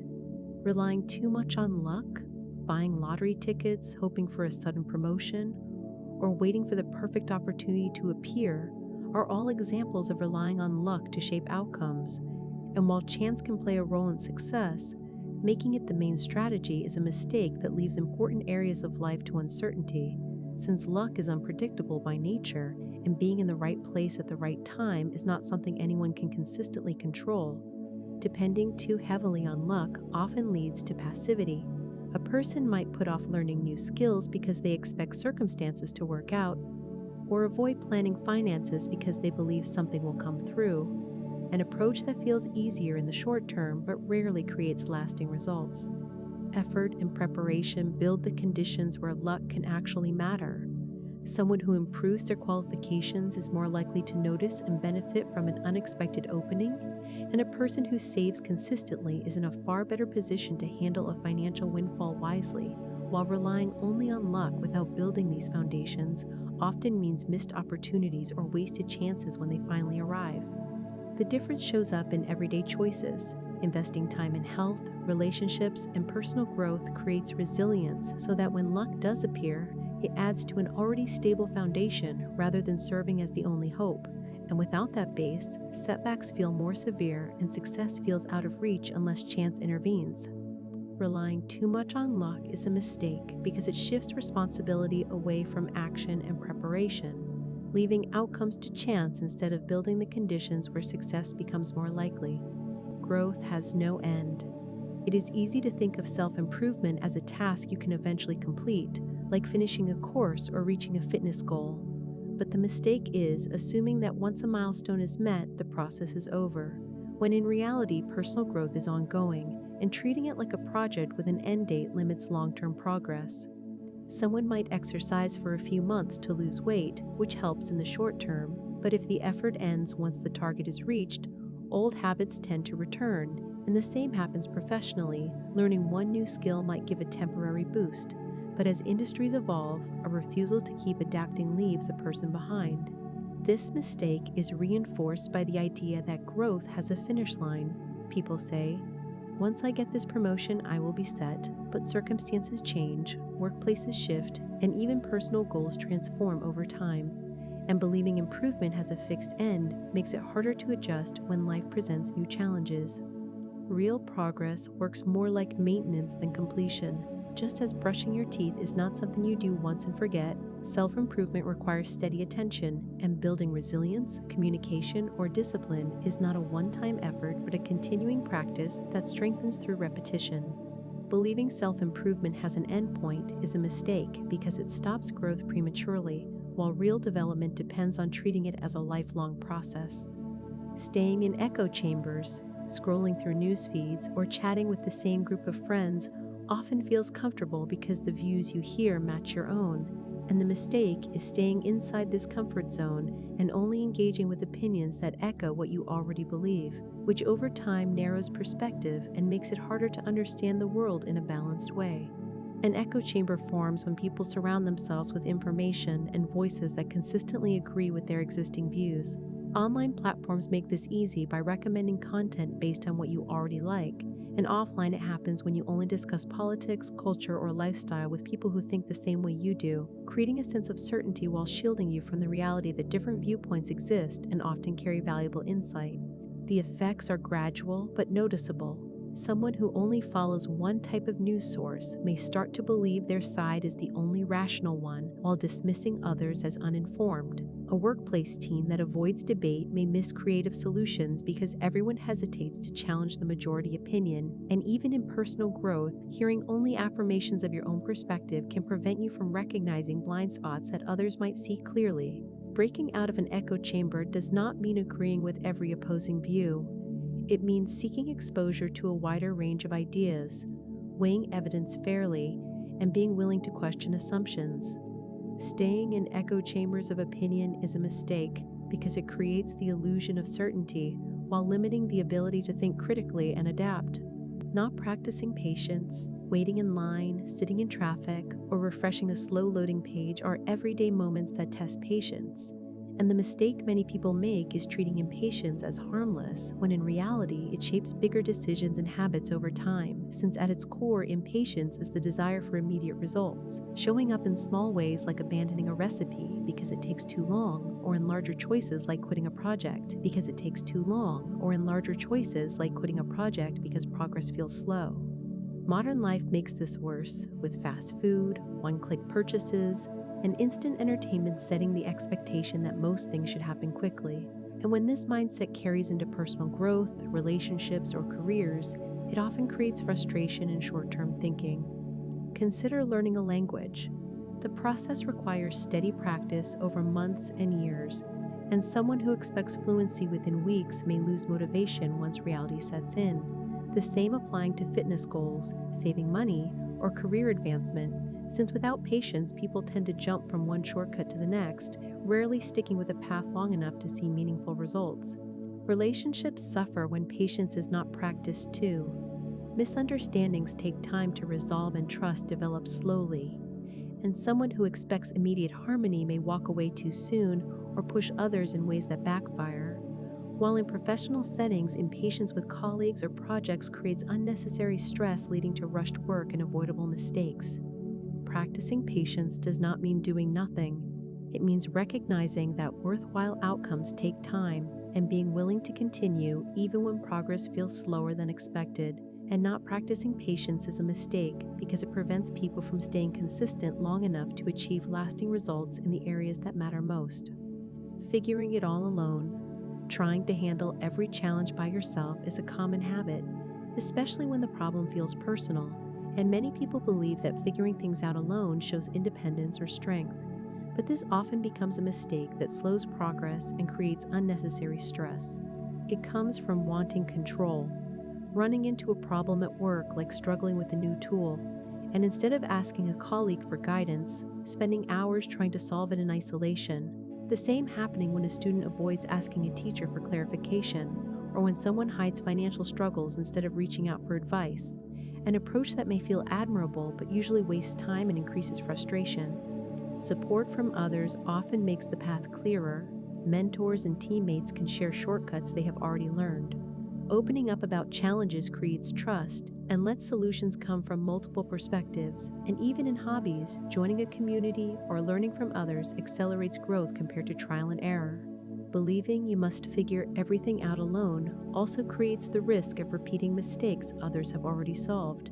Someone trying to start a business without guidance often makes errors that could have been avoided by simply talking with an experienced person. And over time, this habit can reinforce feelings of isolation and make problems seem bigger than they are. The reality is that collaboration and asking for help are not signs of weakness. They are practical strategies for moving forward more effectively. Believing you must figure everything out alone is a mistake because it limits growth, wastes time, and prevents people from benefiting from the knowledge and support already available around them. Ignoring the environment, leaving lights on, or throwing something in the trash instead of recycling may feel small, but together these choices add up to a bigger problem. And ignoring environmental responsibility is a mistake that affects not just the planet, but also daily life in practical ways. Environmental responsibility means recognizing how individual habits impact shared resources. Leaving the tap running while brushing your teeth may not seem like much, but over weeks and months it wastes a surprising amount of clean water, and using disposable plastics because they are convenient feels harmless, even though those plastics often end up in landfills or waterways where they take decades to break down. Driving short distances instead of walking adds unnecessary emissions to the air, which affects the very neighborhoods where people live, and the impact of ignoring these responsibilities is not distant or abstract. Rising energy use leads to higher household bills, poor waste management contributes to overflowing dumps cities have to fund, and polluted water supplies create health concerns that cost communities more in treatment and infrastructure. Small actions ripple outward, and when multiplied across millions of people, they create significant consequences. So the mistake comes from underestimating how much influence personal habits actually carry. Recycling, conserving water, and choosing sustainable products are not grand gestures, but they help slow down problems that get harder and more expensive to fix later. Even small improvements like switching to reusable bags or adjusting a thermostat by a degree make a real difference when adopted consistently.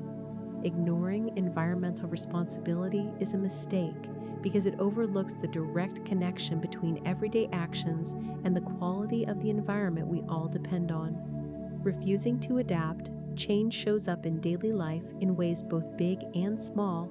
New technology at work, shifting routines at home, or unexpected circumstances that alter familiar plans, and refusing to adapt to these changes is a common mistake that can quietly limit progress and create unnecessary frustration.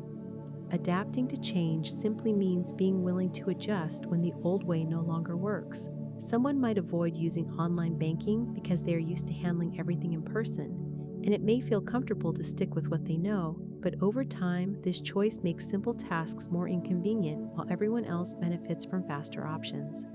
In the workplace, new tools are often introduced to improve productivity, and resisting them may feel like holding on to stability, but usually results in falling behind while colleagues move ahead. And the real mistake is not in preferring familiarity, but in refusing to accept that change is constant, since health, relationships, technology, and careers all shift in ways no one can fully predict. Those who resist adjusting may find themselves unprepared when circumstances demand flexibility. A person unwilling to learn new skills may struggle to find work if their job is replaced by automation. And on a smaller scale, even resisting changes in daily habits like healthier eating can prevent improvements that directly affect well-being. Adapting does not mean abandoning what worked before. It means updating choices to match current realities. And small steps like learning a new app or being open to different perspectives make it far easier to keep moving forward. Refusing to adapt to change is a mistake because it allows comfort in the short term while creating greater difficulty in the long term. Forgetting the present, daily life often feels like a list of things waiting to be done, work tasks, errands, and future plans, and in the middle of that rush, it becomes easy to forget to enjoy the moment you are actually in, a common mistake that slowly takes away from experiences that can never be repeated. Enjoying the present means paying attention to what is happening right now instead of only focusing on what comes next. Someone might eat dinner while scrolling through messages, the meal finishing without ever really feeling like it happened because the mind was elsewhere. And the same thing happens with time spent with friends or family, being physically present but distracted, missing the small details that give those interactions their meaning. Forgetting the present often comes from focusing too much on either the past or the future. And while planning ahead is useful and remembering past lessons has value, when those become constant, the present moment gets pushed aside entirely, making even enjoyable experiences feel routine, as if life is being lived on autopilot. And a parent who spends years focused only on providing for the future might later realize they missed the everyday moments of their child growing up. Providing for the future might later realize they missed the everyday moments of their child growing up. Enjoying the present does not mean ignoring responsibilities or long-term goals. It means finding balance by noticing the details happening now, tasting food without distraction, or paying attention during a conversation. Simple acts that do not slow progress, but make daily life feel fuller and more meaningful. Forgetting to enjoy the present moment is a mistake because it prevents people from experiencing the very life they are working so hard to build. Losing childhood passions. As people grow older, daily routines often leave little room for the activities that once brought genuine excitement, and childhood passions, whether drawing, playing a sport, or exploring outdoors, can slowly fade into distant memories once responsibility takes over, a mistake that leaves life narrower than it needs to be. Childhood passion is not just about fun, it is a natural expression of curiosity. A child who spent hours sketching in notebooks was not just passing time, they were discovering what made them feel engaged and alive. And as adults, those same activities often get pushed aside by work and the pressure to be productive until what once felt important is treated as optional and eventually forgotten. The problem with letting go of these interests is that they often hold lasting value. Someone who loved reading as a child may have developed creativity and empathy through that habit. Someone who enjoyed sports may have carried forward lessons in teamwork and discipline, and when these passions disappear, the skills and joy connected to them fade right along with them, leaving life feeling more like a cycle of tasks than something personally meaningful. This does not mean every childhood hobby needs to become a career. It is about keeping small parts of those passions alive.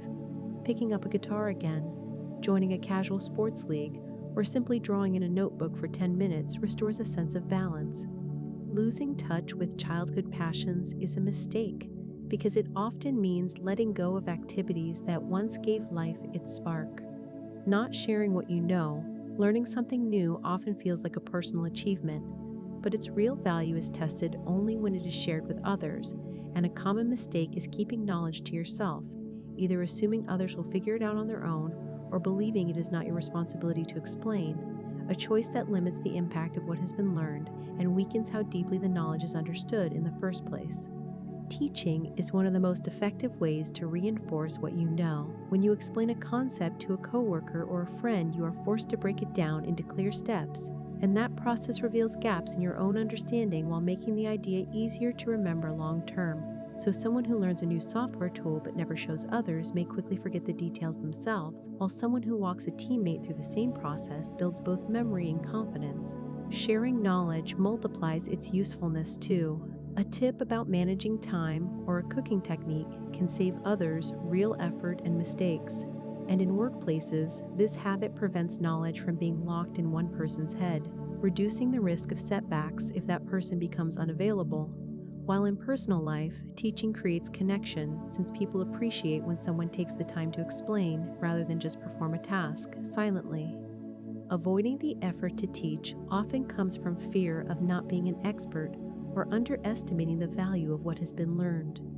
But expertise is not required. Even simple lessons make a difference. Not teaching what you have learned to others is a mistake because it limits both your own growth and the benefit that knowledge could bring to those around you. Success as a destination. Many people go through life treating success as if it were a finish line to cross, and the belief that one major achievement will provide lasting fulfillment is a mistake that can lead to frustration and burnout, since success is not a single point in time, but an ongoing process that shifts as circumstances and priorities change. A student may think graduating marks the end of hard work only to discover a career demands just as much effort. Someone saving for a home might assume buying it creates permanent stability only to face new responsibilities and unexpected costs. And even professionals who work for years to reach a promotion often realize the role demands more adaptation rather than less, the expectation of a final reward always giving way to the reality that goals keep evolving. This misunderstanding often comes from how success is presented early in life. Milestones like exams and degrees treated as conclusive victories when in truth they are only starting points for the next stage, and believing otherwise causes disappointment because the satisfaction of reaching a goal is usually temporary. What actually lasts is the ability to adjust, improve, and keep setting meaningful targets. When success is seen as permanent, people risk becoming stagnant after an achievement or anxious when progress feels unfinished, while recognizing it as a continuous process encourages flexibility, letting someone celebrate a fitness milestone while still committing to healthier routines. Thinking of success as a final destination is a mistake because it misrepresents reality, and real growth comes from treating success as a moving path rather than a single permanent endpoint. Not listening carefully, conversations happen every day. Yet many people fall into the habit of only half listening when others speak, a mistake that seems small but can weaken relationships and create missed opportunities.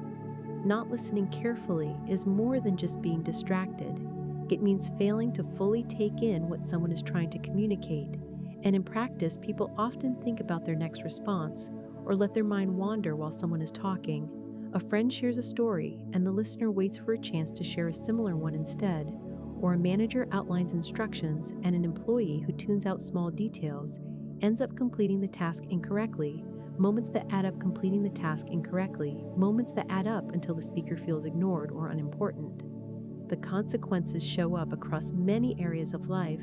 Poor listening can strain personal relationships where one person starts to believe their thoughts are undervalued. In professional settings, it leads to repeated explanations and avoidable errors, and even in casual interactions with a cashier or neighbor, inattentive listening can make exchanges feel rushed or dismissive. Listening carefully does not mean sitting silently. It involves small but active behaviors like maintaining eye contact, nodding at key points, and asking clarifying questions, simple actions that signal attention and encourage more open communication while building trust over time.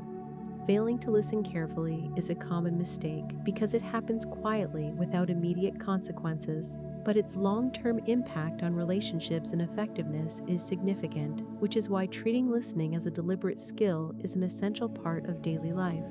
Not preparing for death, most people spend time planning careers, finances, and even vacations, but far fewer prepare for the one event that is certain, and avoiding that reality is a common mistake that often leaves families struggling with difficult decisions and preventable problems at the worst possible moment. Preparation begins with practical steps. Creating a will is one of the most basic but important actions, clearly stating who should inherit property or savings, and without one, families may be forced into long legal processes with disputes arising over even simple matters, while designating someone to handle medical decisions if you are unable to prevents loved ones from being left guessing about the care you would have wanted. Preparation also extends to everyday organization. Having insurance policies, bank details, and account passwords written down in one safe place prevents family members from facing unnecessary delays or financial complications. And even something as simple as keeping track of monthly bills can save loved ones hours of stress later. Conversations are another essential part. Talking openly about funeral preferences or medical care may feel uncomfortable, but it ensures family members know your wishes, since a relative might assume you want a traditional service when you would have preferred something simpler, and clarifying these choices removes uncertainty, letting people focus on grieving and supporting one another instead. Failing to prepare for death does not stop it from happening. It only shifts the responsibility onto those left behind, and taking care of these matters in advance reduces confusion, lowers stress, and gives families the space to manage loss with far greater clarity. Stress isn't just normal. Waking up already feeling tense, rushing through traffic, and juggling deadlines has become so routine for many people that stress starts to feel normal. And the mistake lies in accepting this constant strain as just another part of life instead of recognizing it as a problem that needs attention. Stress itself is a natural response, helping the body react to challenges like staying alert during a presentation. But when it becomes ongoing, it stops being useful and begins to wear the body down. Headaches, poor sleep, irritability, and trouble concentrating are common signs that are often brushed aside as minor inconveniences, and over time, these small signals add up to more serious health issues like high blood pressure, heart problems, or weakened immunity. Believing stress is unavoidable also prevents people from making changes that could improve daily life. Someone might keep working late every night, assuming the exhaustion is just the price of success, or constantly check emails thinking it is required to stay on top of things while never realizing the habit keeps their mind in a constant state of alertness. The truth is that stress can be managed with practical steps. Taking short breaks during the day, keeping boundaries between work and personal time, exercising, or practicing simple breathing techniques can lower its impact. And equally important is recognizing when certain commitments are causing unnecessary strain and adjusting them before they become long-term problems. Accepting stress as an unchangeable part of life leads to burnout and declining health, while understanding it as something that can be managed gives people the chance to live with greater focus, energy, and resilience. Your circle matters. The people you spend time with shape more of your daily behavior than you often realize. From the way you talk to the habits you form to the choices you make, and underestimating this effect is a mistake that can lead you to drift into patterns you never intentionally chose. Human behavior is contagious at a basic level. If your friends regularly stay out late, you are more likely to join even when you plan to rest. And if they treat exercise as optional, chances are you will start skipping it too. Small shifts that happen naturally when you are surrounded by certain attitudes rather than forced decisions. This influence extends beyond habits into outlook and ambition. Spending time with friends who constantly complain about work can slowly lower your own expectations for career growth, while being around people who set goals and push themselves makes striving forward feel normal. And even spending time with friends who are careful or careless with money affects how you handle your own finances. What makes this tricky is how subtle it is. Most people believe they make choices independently when in reality much of their behavior is shaped by what they see repeated around them, and over time this influence compounds, nudging life in a certain direction without much conscious thought. Recognizing the effect of your circle of friends does not mean cutting people off for small differences. It means becoming aware of the values and habits you are repeatedly exposed to and choosing your environment as carefully as you choose your goals, since the people closest to you play a direct role in the path your life takes. Celebrating small progress. A common mistake people make is waiting until a goal is fully achieved before allowing themselves to feel accomplished, finishing a big project at work or saving up for a purchase, and refusing to acknowledge any progress until the finish line is reached. But the problem is that long goals are built from many smaller steps, and ignoring those steps makes the whole process feel heavier than it needs to. Celebrating progress along the way is not about throwing a party for every minor effort. It is about recognizing that steady improvement matters. Someone learning a new language might only feel proud once they hold a full conversation, but acknowledging the moment they first understand a short sentence provides real motivation to keep going. And without those small checkpoints, it is easy to feel like nothing is happening even when progress is real. This same principle applies to everyday routines. A person trying to build a fitness habit might dismiss completing 2 workouts in a week because it does not match their end goal of 5, but noticing and appreciating the effort of starting makes it more likely they will stick with it long enough to improve. And in work settings, managers who recognize milestones in a project often see their teams more engaged compared to those who only comment when the final product is delivered. Overlooking these opportunities for acknowledgement can lead to burnout, frustration, and a constant sense that nothing is enough. And when people only reward themselves at the very end, they miss the motivation that comes from knowing their efforts are already paying off. So recognizing progress as it happens keeps momentum alive and makes long-term goals more sustainable. Neglecting creative expression. Many people go through their routines without giving time to any form of creative expression. Daily responsibilities like work, errands, and family often take priority, leaving little space for activities involving imagination or self-expression. And the result is that creative outlets get treated as optional extras rather than valuable parts of a balanced life. Creative expression does not just mean painting or writing novels. It includes everyday activities like cooking a meal in a new way, doodling on a notepad, playing an instrument, or rearranging a room to make it feel more personal. All ways people process emotions, reduce stress, and bring variety into otherwise repetitive schedules. And when they are neglected, life can begin to feel mechanical even if everything else seems in order. One reason people overlook creative activities is the belief they need to be skilled at them for it to matter. Someone might avoid drawing because they think they are not good enough, but the benefits of creative expression do not depend on performance. A person humming a tune in the car still experiences the mental relief and satisfaction creativity provides. Research consistently shows creative activities improve problem solving, lower stress, and support overall mental health. Employees who engage in creative hobbies outside of work often bring fresh ideas to their jobs, and parents who share creative time with children not only bond more deeply, but model the importance of self-expression. The mistake of neglecting creative expression is not always obvious, but over time it can contribute to stress, lack of motivation, and reduced mental well-being. And making space for small acts of creativity helps maintain balance and strengthens both emotional and cognitive health. Living someone else's dream. A common mistake people make is shaping their lives around what others expect rather than what they truly want. Often starting early with parents, teachers, or peers suggesting what kind of career or lifestyle is worth pursuing. And over time, those external ideas can become so strong that individuals stop questioning whether the path they are on actually matches their own interests or values. Living someone else's dream usually means following goals that look good from the outside, but do not feel fulfilling on the inside. A person might choose a stable but uninspiring career because their family encouraged it even though they once had a passion for something more creative. Or someone stays in a social circle that values status, even though they personally value freedom or balance far more than recognition. In both cases, the individual is achieving milestones but not feeling genuine satisfaction from them. And this mistake does not always feel obvious in the beginning, since external approval and material rewards can give the illusion of progress. But when those achievements do not align with personal priorities, they often create a sense of emptiness. And over time, this gap can lead to stress, burnout, or the feeling of being stuck in a life that does not really fit. Defining and pursuing your own dream does not mean rejecting all advice or expectations.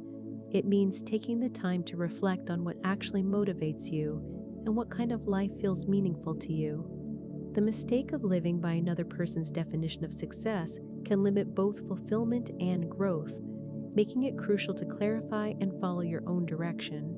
Waiting for validation, people often hold back on decisions or actions because they are waiting for someone else to approve of what they are doing. The mistake of relying on external validation, where progress depends more on others' reactions than on personal conviction, showing up everywhere from hesitating to share an idea at work until a colleague agrees to postponing a personal project until friends or family show support. At its core, this habit shifts the focus of decision-making away from individual judgment and toward outside approval. And while feedback and advice can be useful, constantly needing others to confirm your choices creates dependency.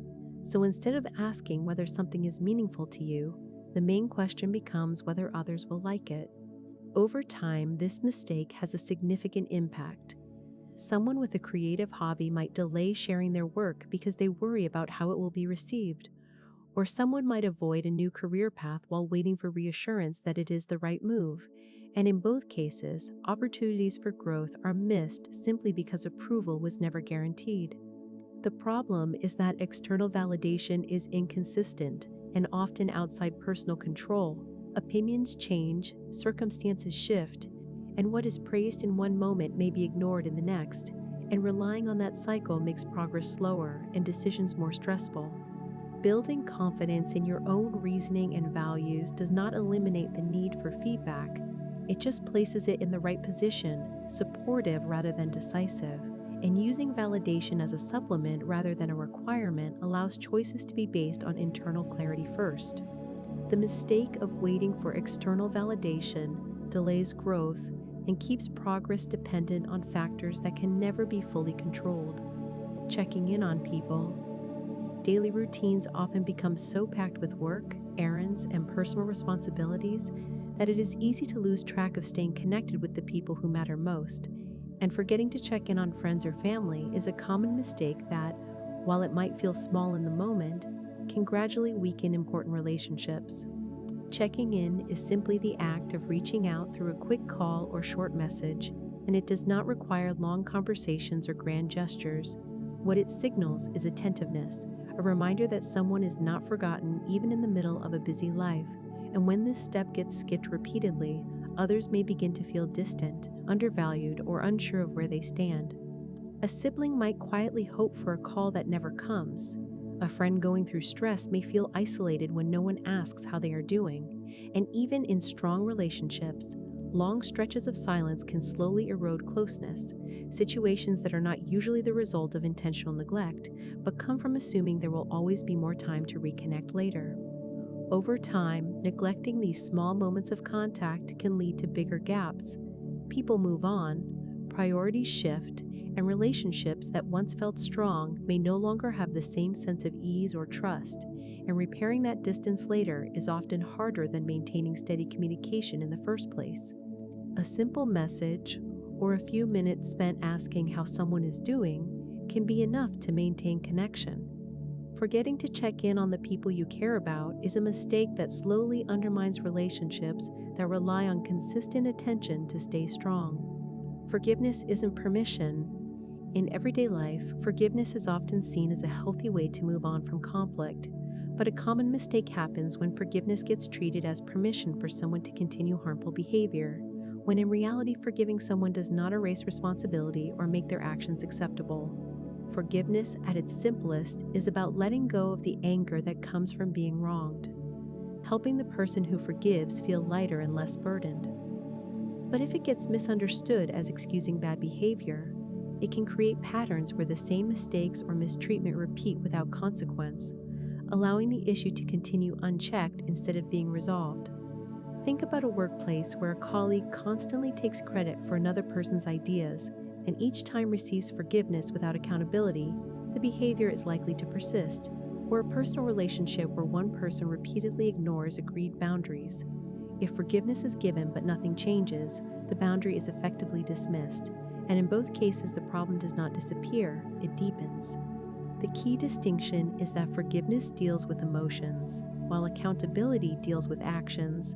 Someone can be forgiven without having their behavior overlooked, and clear boundaries, conversations, or consequences are often needed to ensure the same behavior does not happen again. Without this step, forgiveness can unintentionally reward harmful patterns rather than encourage change, and recognizing this mistake helps separate compassion from tolerance of ongoing harm. Thinking forgiveness excuses bad behavior is a misunderstanding that leaves problems unresolved instead of truly addressed. Logic without intuition, everyday decisions often pull us between careful reasoning and a gut feeling, and relying only on one side can lead to mistakes because both logic and intuition serve different but equally valuable purposes.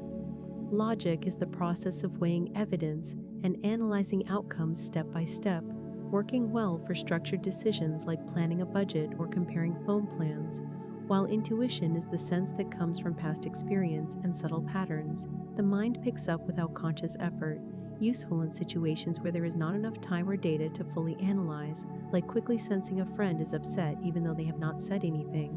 The mistake happens when one gets used without the other. Someone who relies only on logic might spend weeks researching every detail before making a simple choice, missing opportunities because they never trusted their instincts, while relying only on intuition can lead to decisions that feel right in the moment but ignore important facts, like investing in something because it feels promising without checking whether the numbers add up. Everyday examples make this clear. Choosing a job involves logic in comparing salary and growth opportunities, but intuition helps in sensing whether the environment feels supportive, and building relationships often requires the same mix: logical awareness of shared values alongside intuitive trust in how the other person makes you feel. Balancing both approaches means letting logic check the details while intuition adds human context, and neglecting one in favor of the other often creates blind spots that lead to avoidable mistakes. Fear of embarrassment. Everyone has experienced moments where they wanted to try something but stopped because of how it might look to others, and this hesitation, rooted in the fear of embarrassment, can quietly shape the choices people make and limit opportunities for growth. Embarrassment is a social emotion, coming from imagining how others will judge a mistake or a visible failure. And on a small scale, it might keep someone from asking a question in class because they do not want to seem uninformed, or in the workplace, it might stop someone from sharing an idea during a meeting even though the idea has real potential. And over time, these small hesitations add up into a pattern of missed chances. The mistake lies in letting the fear control behavior rather than treating it as just one factor to consider. Avoiding embarrassment feels safer in the moment, but often creates long-term setbacks, since not learning a new skill because the early attempts will look clumsy means never reaching the point of competence, and skipping public speaking opportunities out of discomfort prevents building confidence that only develops through practice. It is important to note that embarrassment is temporary, while the missed opportunity can have lasting effects. Most observers quickly move on from noticing a small mistake, while the person experiencing it tends to replay the event far longer than anyone else remembers.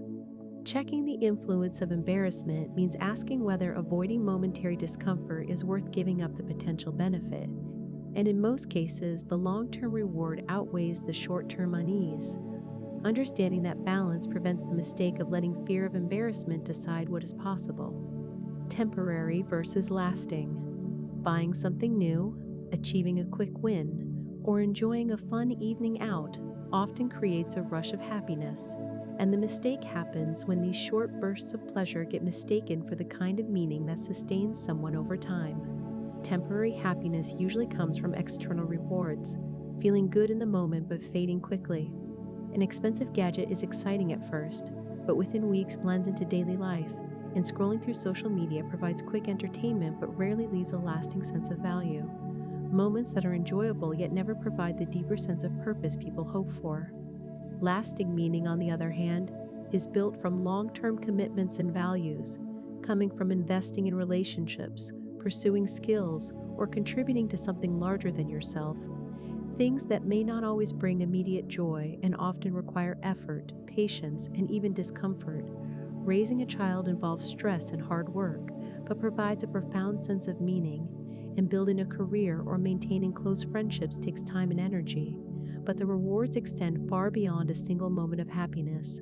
The problem arises when people chase one temporary high after another, expecting it to fill the deeper gap, leading to cycles of dissatisfaction where happiness feels short-lived and the search begins again. Recognizing the difference between what feels good now and what matters in the long run allows for better decisions about where to invest time and energy, and separating short-term happiness from lasting meaning helps avoid the mistake of confusing the two, ensuring life feels not just enjoyable in moments but fulfilling across years.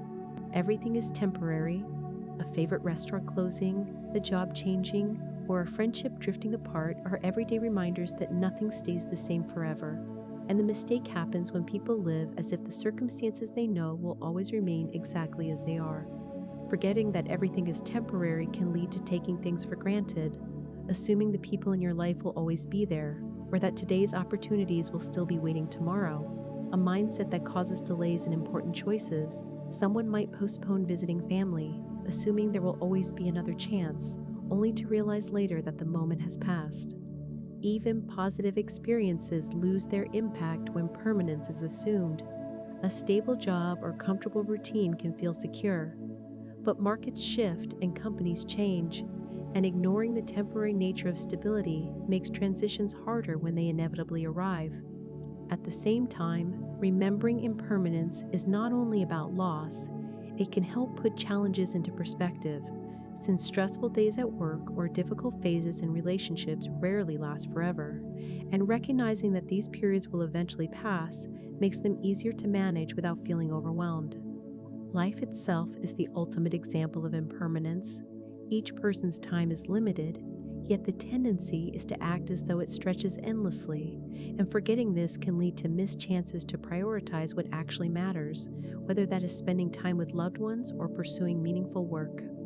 Acknowledging that everything, including life, is temporary allows for clearer priorities and more deliberate choices in the present. Not living fully. A typical day often revolves around routines, waking up, going to work, and filling the remaining hours with small distractions.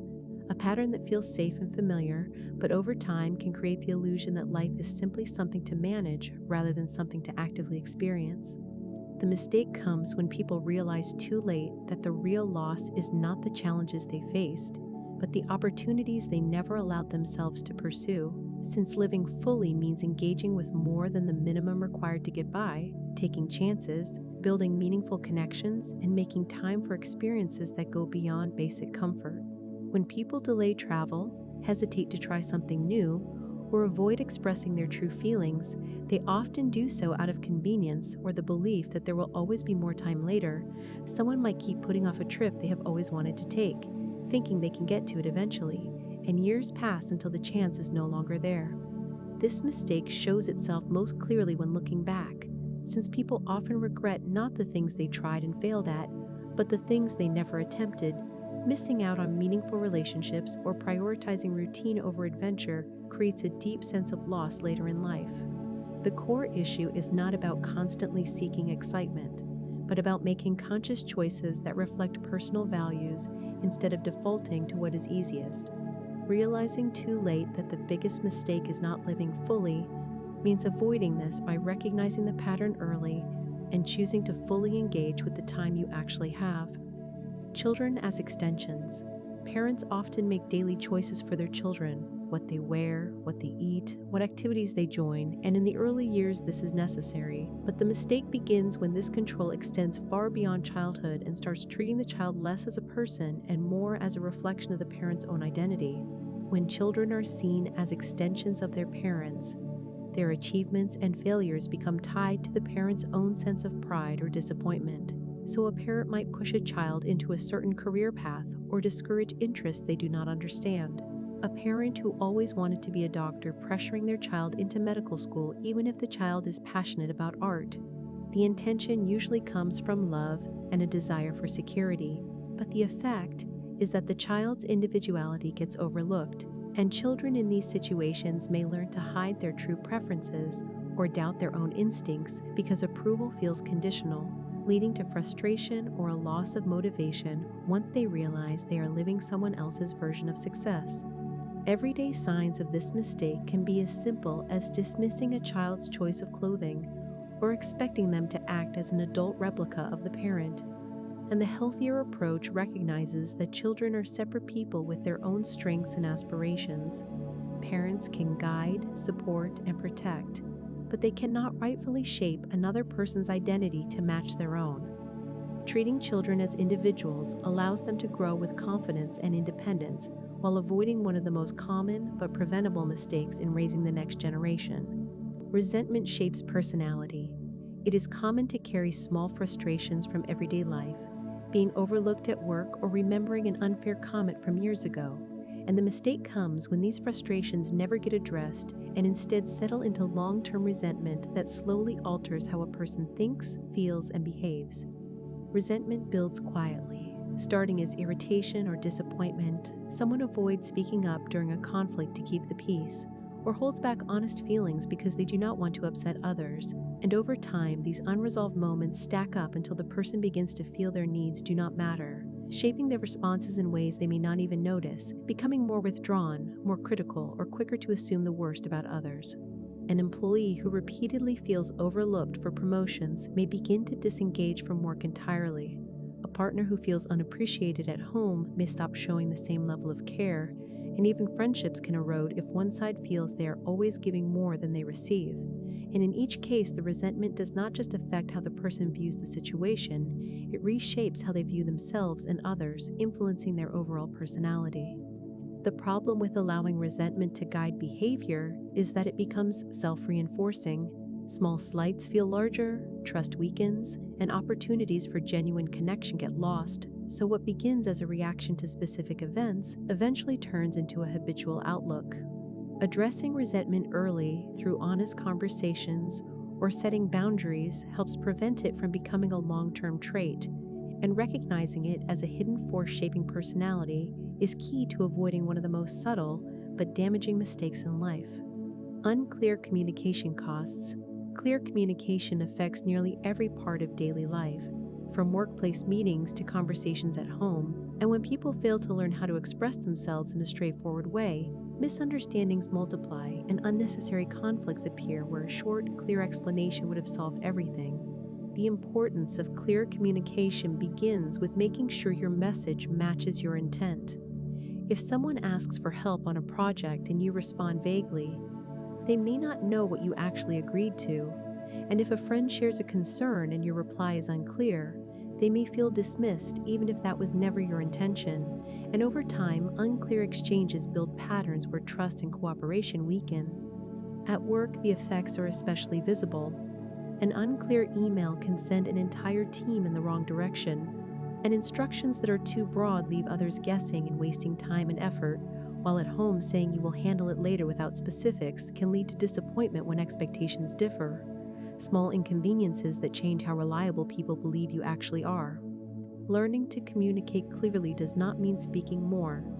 It means speaking with purpose, organizing your thoughts before explaining them and checking that the other person understands, giving a time frame instead of saying soon, or stating what needs to change instead of just hinting at frustration. These small adjustments prevent confusion and reduce unnecessary tension. The mistake of neglecting clear communication is that it slowly limits opportunities, weakens relationships, and creates avoidable stress. So developing this skill early makes personal and professional interactions smoother, more efficient, and far more constructive. Talent over discipline. People often admire someone who seems naturally gifted.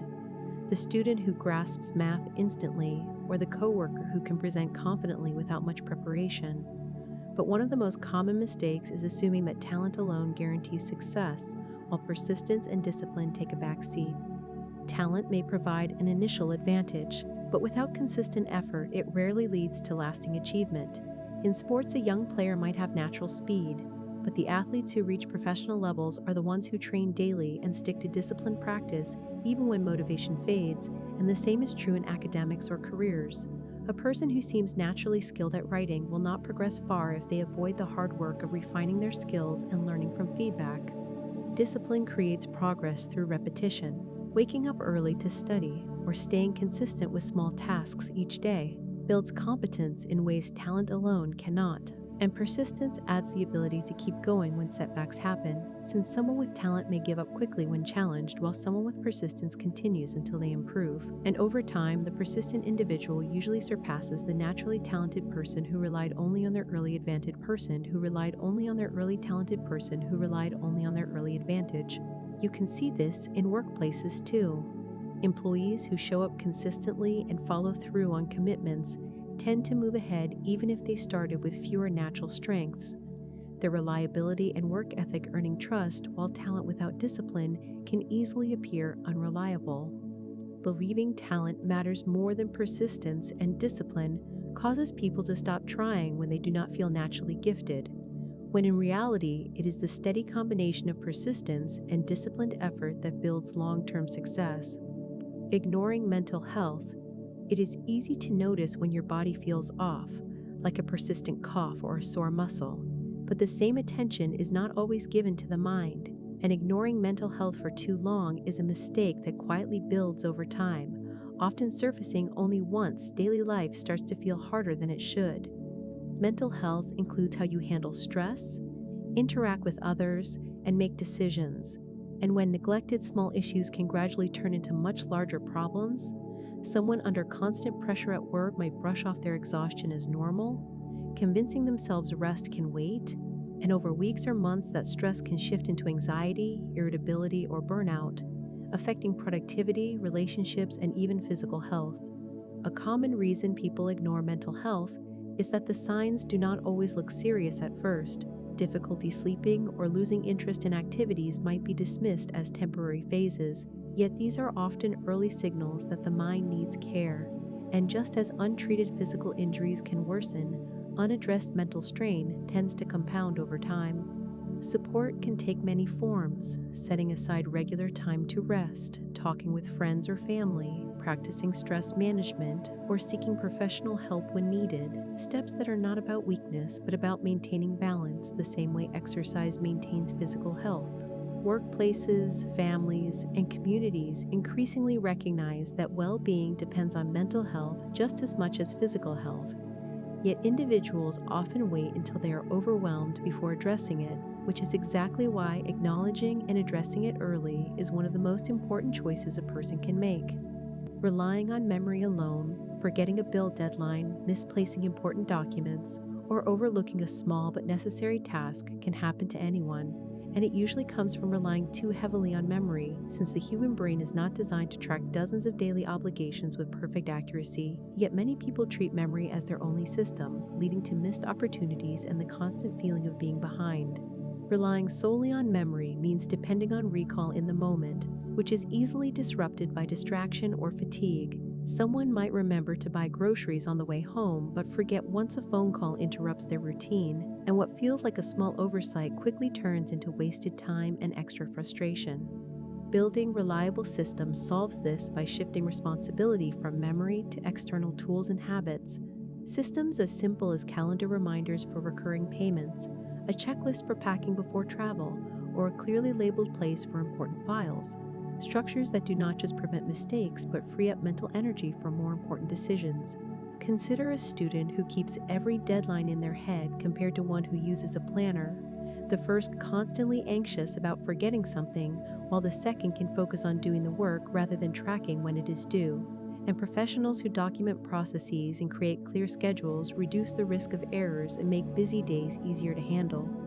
The difference between struggling to keep up and feeling in control often comes down to whether systems are in place, and depending on memory alone is unreliable, while systems create stability and let life run more smoothly even when things get hectic.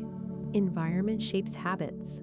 The people you spend time with, the spaces you live in, and even the small cues around you quietly shape your daily habits more than most people realize. An environment is not just the physical setting, but the collection of signals, routines, and influences that guide behavior without conscious effort. And ignoring this influence often leads people to blame themselves for poor habits when the environment is actually reinforcing themselves for poor habits when the environment is actually reinforcing them.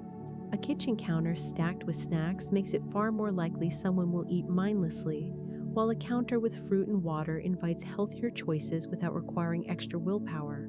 and working in a cluttered space filled with distractions makes focus harder no matter how disciplined someone tries to be, since the setup of the environment is silently pushing behavior in one direction or another. Social settings play a major role too.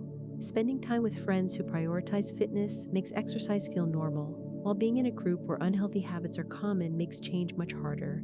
Patterns that happen automatically as people adapt to fit the culture of their surroundings. The environment does not just influence small actions, it shapes mindset over time. Constant exposure to negativity at work can make someone more cynical, while a supportive setting encourages optimism and resilience, which explains why some people thrive after making a change of surroundings, moving cities, switching workplaces, or rearranging a home to better fit their goals. The key insight is that environment sets the default path for behavior and thinking, and underestimating its role leads to unnecessary struggle, while designing it carefully makes positive habits and healthy mindsets much easier to maintain. Shielding children too much. Children grow up in environments where adults often shield them from discomfort, but eventually they will face a world that does not adjust itself to their needs. And one of the biggest mistakes parents can make is protecting children so much that they fail to prepare them for the realities of life outside the home. The intention usually comes from love, but the outcome can leave young people unprepared for challenges that are unavoidable, since preparation means teaching children how to handle responsibility, setbacks, and independence. And a child who never helps with basic household tasks may grow up struggling to manage simple routines on their own, while a teenager who is never allowed to face disappointment might lack the coping skills needed when rejection comes later in academics or relationships. Practical preparation also matters. Explaining how money works or letting them make small financial decisions gives them experience before the stakes are high, and introducing them to real-world problem-solving like handling conflict with peers builds confidence that lectures alone cannot provide, while conversations about failure and effort help children form realistic expectations about how life works. The modern world adds more complexity, from navigating technology to balancing social pressures, and these areas require guidance too, since parents who avoid these topics may think they are protecting their children, but often just leave them to learn from less reliable sources instead. Preparing children is less about removing obstacles and more about giving them the skills, habits, and mindset to deal with them effectively. And without that preparation, the first serious challenge they encounter often feels overwhelming. Never defining enough. Many people spend their lives working harder and reaching for more without ever pausing to decide what enough actually looks like for them. And this mistake leaves goals open-ended, making satisfaction difficult to achieve, since without a clear definition, the target keeps shifting and progress never feels complete. At the most basic level, this happens with money. Someone sets out to earn a good salary, but once they reach it, the goalposts move. The car that once felt like a dream suddenly looks ordinary next to the next upgrade, and the cycle repeats until the feeling of almost there becomes permanent. It applies to time and achievement too. A person might decide they will relax once a project is finished, but by the time it ends, a new task has already filled the space, or they plan to take a break after a milestone at work, yet when it arrives, another milestone quickly takes its place, and in both cases, rest gets postponed indefinitely because enough was never defined. Someone scrolling through social media might believe they need more possessions or more recognition to catch up with others, yet the comparison never ends because there is always someone with more. Defining what enough means creates a reference point for contentment, a level of income that covers needs comfortably, a work schedule that leaves time for family, or a personal standard of health that feels sustainable. And without this clarity, the chase for more continues without limit. The mistake lies in never setting that boundary, which makes satisfaction impossible to reach. Ignoring laws that shape life. Everyday routines like working a job, paying bills, or even buying groceries are shaped more than most people realize by laws and policies. And choosing to stay uninformed about how these rules work is a mistake that often leads to surprise, frustration, or missed opportunities. Laws set the boundaries for daily life, deciding how much tax is taken from each paycheck or what benefits are available, and policies influence whether healthcare is affordable or what rights workers have in the workplace. And ignoring these factors does not mean they stop affecting you. It simply means they remain invisible until a problem arises. Consider renting an apartment. Tenant laws. Determine whether a landlord can raise the rent suddenly and what protections exist if repairs are not made. And someone who never learns these rules might assume they have no power in these situations when legal protections could already exist, and employment works the same way. Labor laws regulate overtime pay and leave policies, so a person who never looks into these details may miss out on benefits they are legally entitled to. Even everyday purchases are affected. Food labels and consumer protections are built on policies created behind the scenes, and whether someone pays attention or not, the rules still shape what ends up on the shelf and how much it costs. Being aware of how laws and policies influence daily life makes it possible to make informed choices and avoid being caught off guard. Avoiding mentorship. Starting something new often feels easier when you try to figure it out alone, but this can quickly become a limiting path, and one of the most common mistakes people make is avoiding mentorship, even when guidance could save years of trial and error.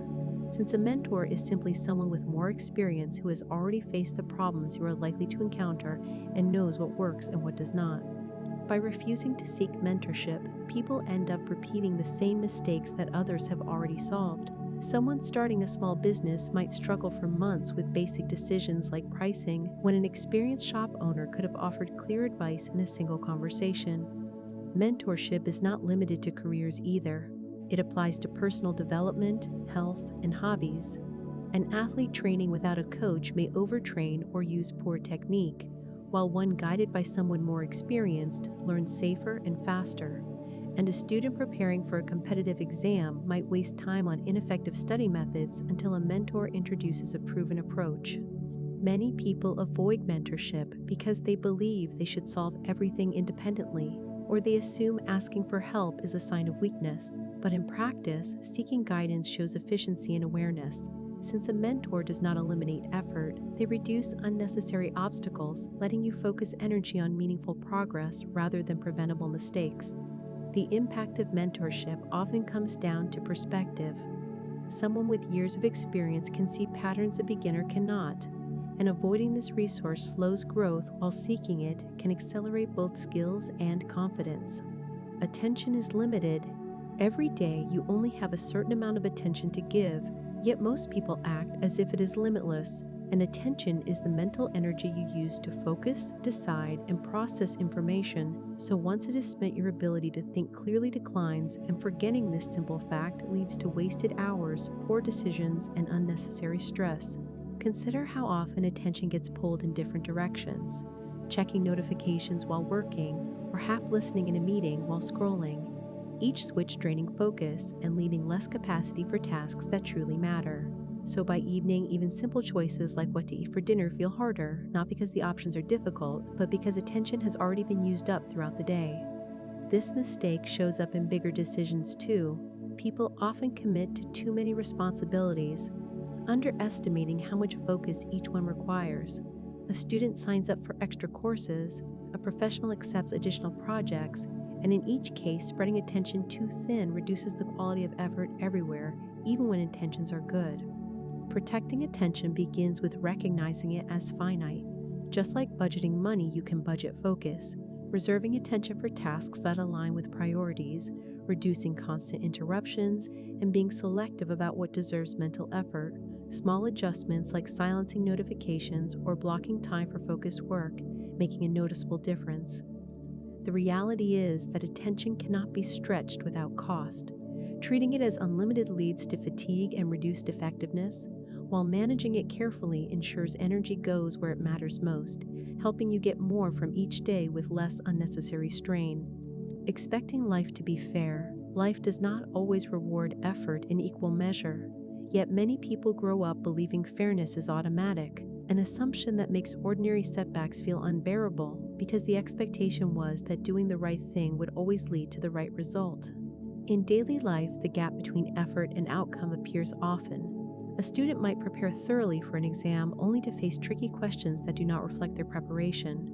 Or an employee may work longer hours than peers but still get overlooked for promotion due to office politics or timing. And when people expect fairness to be guaranteed, these moments feel like violations rather than ordinary challenges. The problem with this mindset is that it leaves little room for adaptability. If every obstacle is seen as unfair, frustration builds, and energy that could be used to adjust instead gets spent on resentment, making it harder to keep moving forward when things do not go as planned. Learning resilience offers a more practical path, the capacity to recover from difficulties and see setbacks as part of the process rather than proof of injustice, shifting focus from what should have happened to what can be done next, so a rejected job application becomes an opportunity to refine your approach instead of evidence of a rigged system. Accepting that fairness is not always present does not mean giving up on justice or effort. It means recognizing that outcomes are influenced by many factors beyond your control, and building resilience ensures progress continues despite these realities, making it possible to handle life's uneven ground with stability and persistence. Repeating history's mistakes. Everyday life is filled with routines and systems shaped long before today, yet many people overlook how history directly influences the present, and as a result, they fall into the trap of repeating old mistakes. History is not just about wars and distant events. It is about patterns of behavior and consequences that accumulate over time. Financial crises often follow familiar paths of risky borrowing and overconfidence, and when people ignore how similar cycles unfolded in the past, they get caught off guard when the same mistakes resurface. This same principle applies on a personal level. A person who repeatedly overspends while ignoring past experiences of debt is repeating a small-scale version of a historical pattern, and a workplace that resists change because things have always been done a certain way risks falling behind competitors, just as industries that ignored earlier technological shifts lost relevance.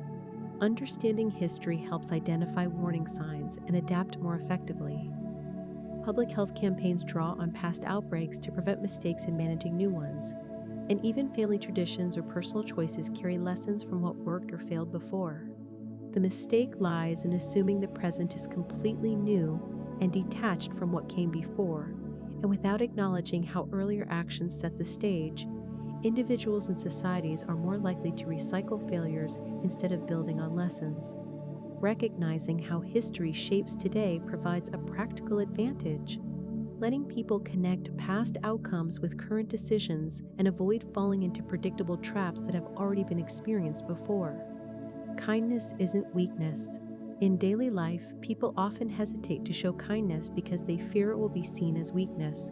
And this belief is a common mistake because kindness is not the absence of strength, it is a deliberate choice that actually requires it. Kindness is the act of treating others with respect or generosity, even when there is no immediate benefit. And many confuse this with being passive or easy to take advantage of.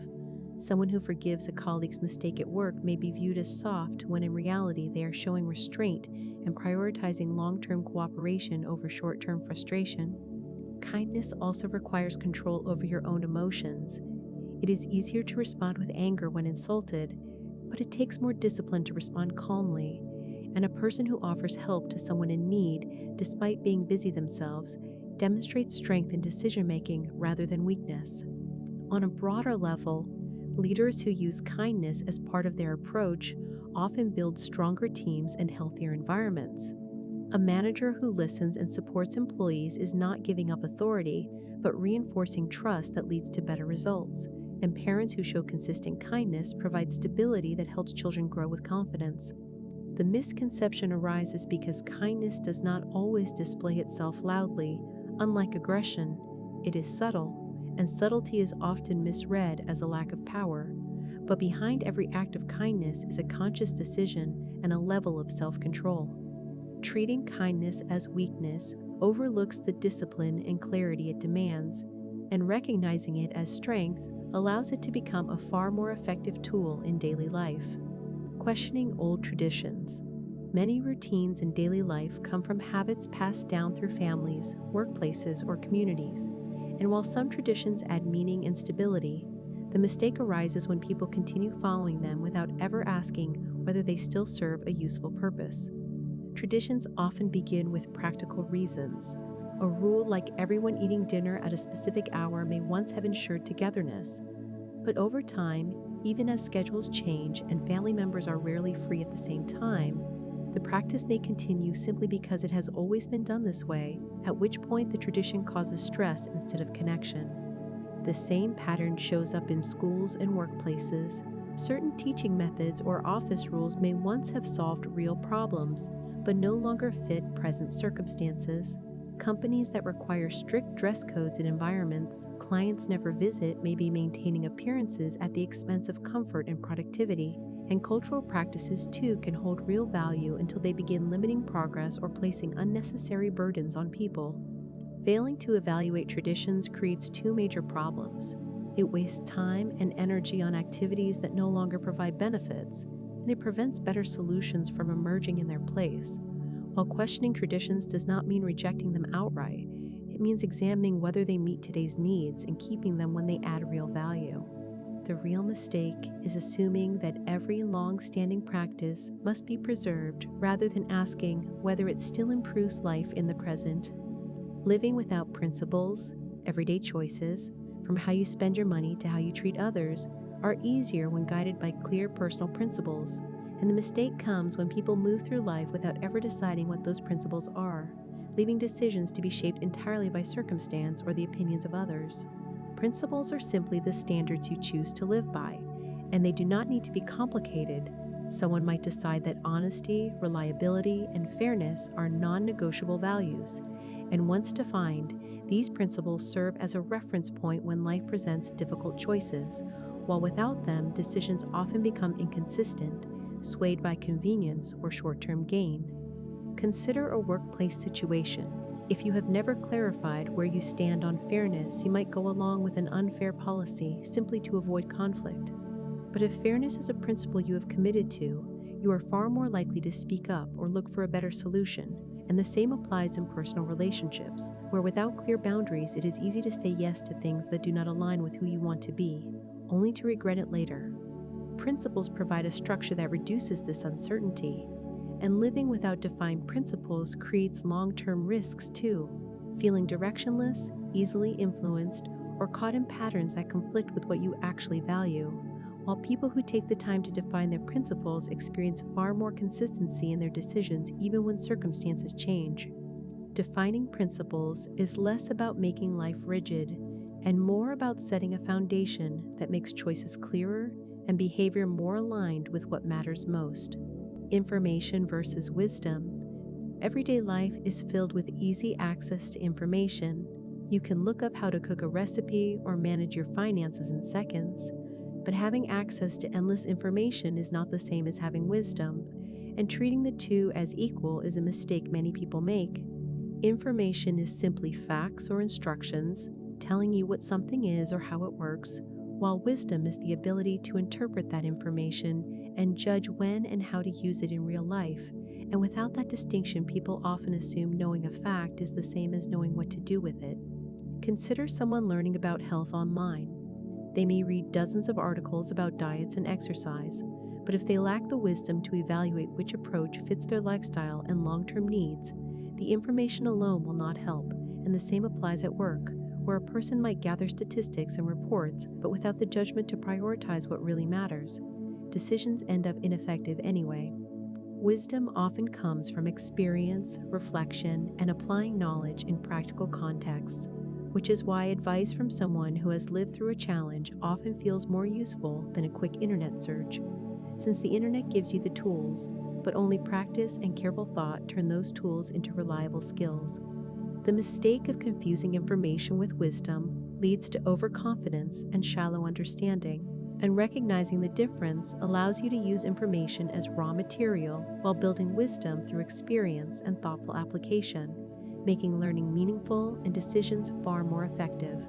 Chasing more forever. People often work hard to earn more and achieve more without ever pausing to check whether the chase itself is actually leading anywhere worthwhile. And the mistake is treating ambition as something that should never stop rather than something that should be aimed with intention. Endless striving can feel productive in the moment, each new target providing a fresh burst of motivation. But without a clear sense of why you are chasing something, the pursuit becomes a treadmill, one goal simply replaced by the next before the last one is even fully enjoyed. A person might tell themselves they will slow down after the next promotion or the next milestone, but that moment rarely arrives on its own, since ambition without reflection keeps generating new reasons to keep pushing. Over time, this can quietly erode the very things ambition was meant to protect: health, relationships, and peace of mind, as all of them get sacrificed for a goalpost that keeps moving further away. The healthier approach is pairing ambition with regular reflection, periodically stepping back to ask whether the direction still fits your values and whether the cost of the pursuit is still worth what it delivers. This does not mean abandoning drive. It means pointing that drive somewhere deliberate instead of letting it run unchecked. Chasing more without ever checking in on the reason why is a mistake, because it turns ambition, something meant to build a better life, into a cycle that can just as easily consume one. Forgetting self-compassion, many people hold themselves to a much harsher standard than they would ever hold a friend to, quick to criticize their own mistakes while offering patience and understanding to almost everyone else. And this imbalance is a mistake that quietly wears down confidence and motivation over time. Self-compassion is not the same as letting yourself off the hook. It means responding to your own setbacks with the same fairness you would extend to someone you cared about, acknowledging a mistake honestly while still treating yourself with basic respect. Without it, small errors turn into harsh internal narratives. A missed deadline becomes proof you are incapable. A single rejection becomes evidence you will always fail. And this kind of self-talk does not motivate improvement. It usually just adds stress on top of whatever already went wrong. Over time, constant self-criticism can chip away at the confidence needed to try again, since people who treat themselves harshly after failure often become more afraid of failing the next time, which paradoxically makes them less likely to take the risks that lead to growth. Practicing self-compassion does not mean lowering your standards. It means separating your worth as a person from the outcome of any single moment, treating setbacks as information to learn from rather than verdicts on your character. Forgetting self-compassion is a mistake because it turns the inner voice that should support you through difficulty into another obstacle working against you, when a fairer, steadier inner voice is what actually makes sustained effort possible. Emotional intelligence ignored. Many people spend years developing technical skills and raw intelligence while giving almost no attention to understanding emotions, both their own and other people's, and undervaluing emotional intelligence in favor of pure knowledge or talent is a mistake that limits success in ways that are easy to overlook. Emotional intelligence is the ability to recognize what you are feeling, understand why, and respond to others with empathy and awareness, and it shapes nearly every interaction, whether that is noticing a coworker is stressed before a small disagreement turns into a real conflict, or managing your own frustration so it does not spill into a conversation that deserved patience instead. Someone can be brilliant on paper, full of technical knowledge and sharp analysis, and still struggle badly in leadership or teamwork if they cannot read a room, manage their own reactions, or communicate in a way that considers how others are likely to receive it. Research and everyday experience both show that the people who advance furthest in careers and maintain the strongest relationships are rarely the most naturally gifted. They are the ones who can navigate emotional situations with self-awareness and consideration for others. Building emotional intelligence is not abstract. It can be as simple as pausing before reacting, naming your own emotions accurately instead of just feeling overwhelmed, or asking questions to understand someone else's perspective before responding. Ignoring emotional intelligence in favor of raw intellect or talent is a mistake because it leaves a critical skill undeveloped, one that often determines whether knowledge and ability actually translate into real-world success and lasting relationships.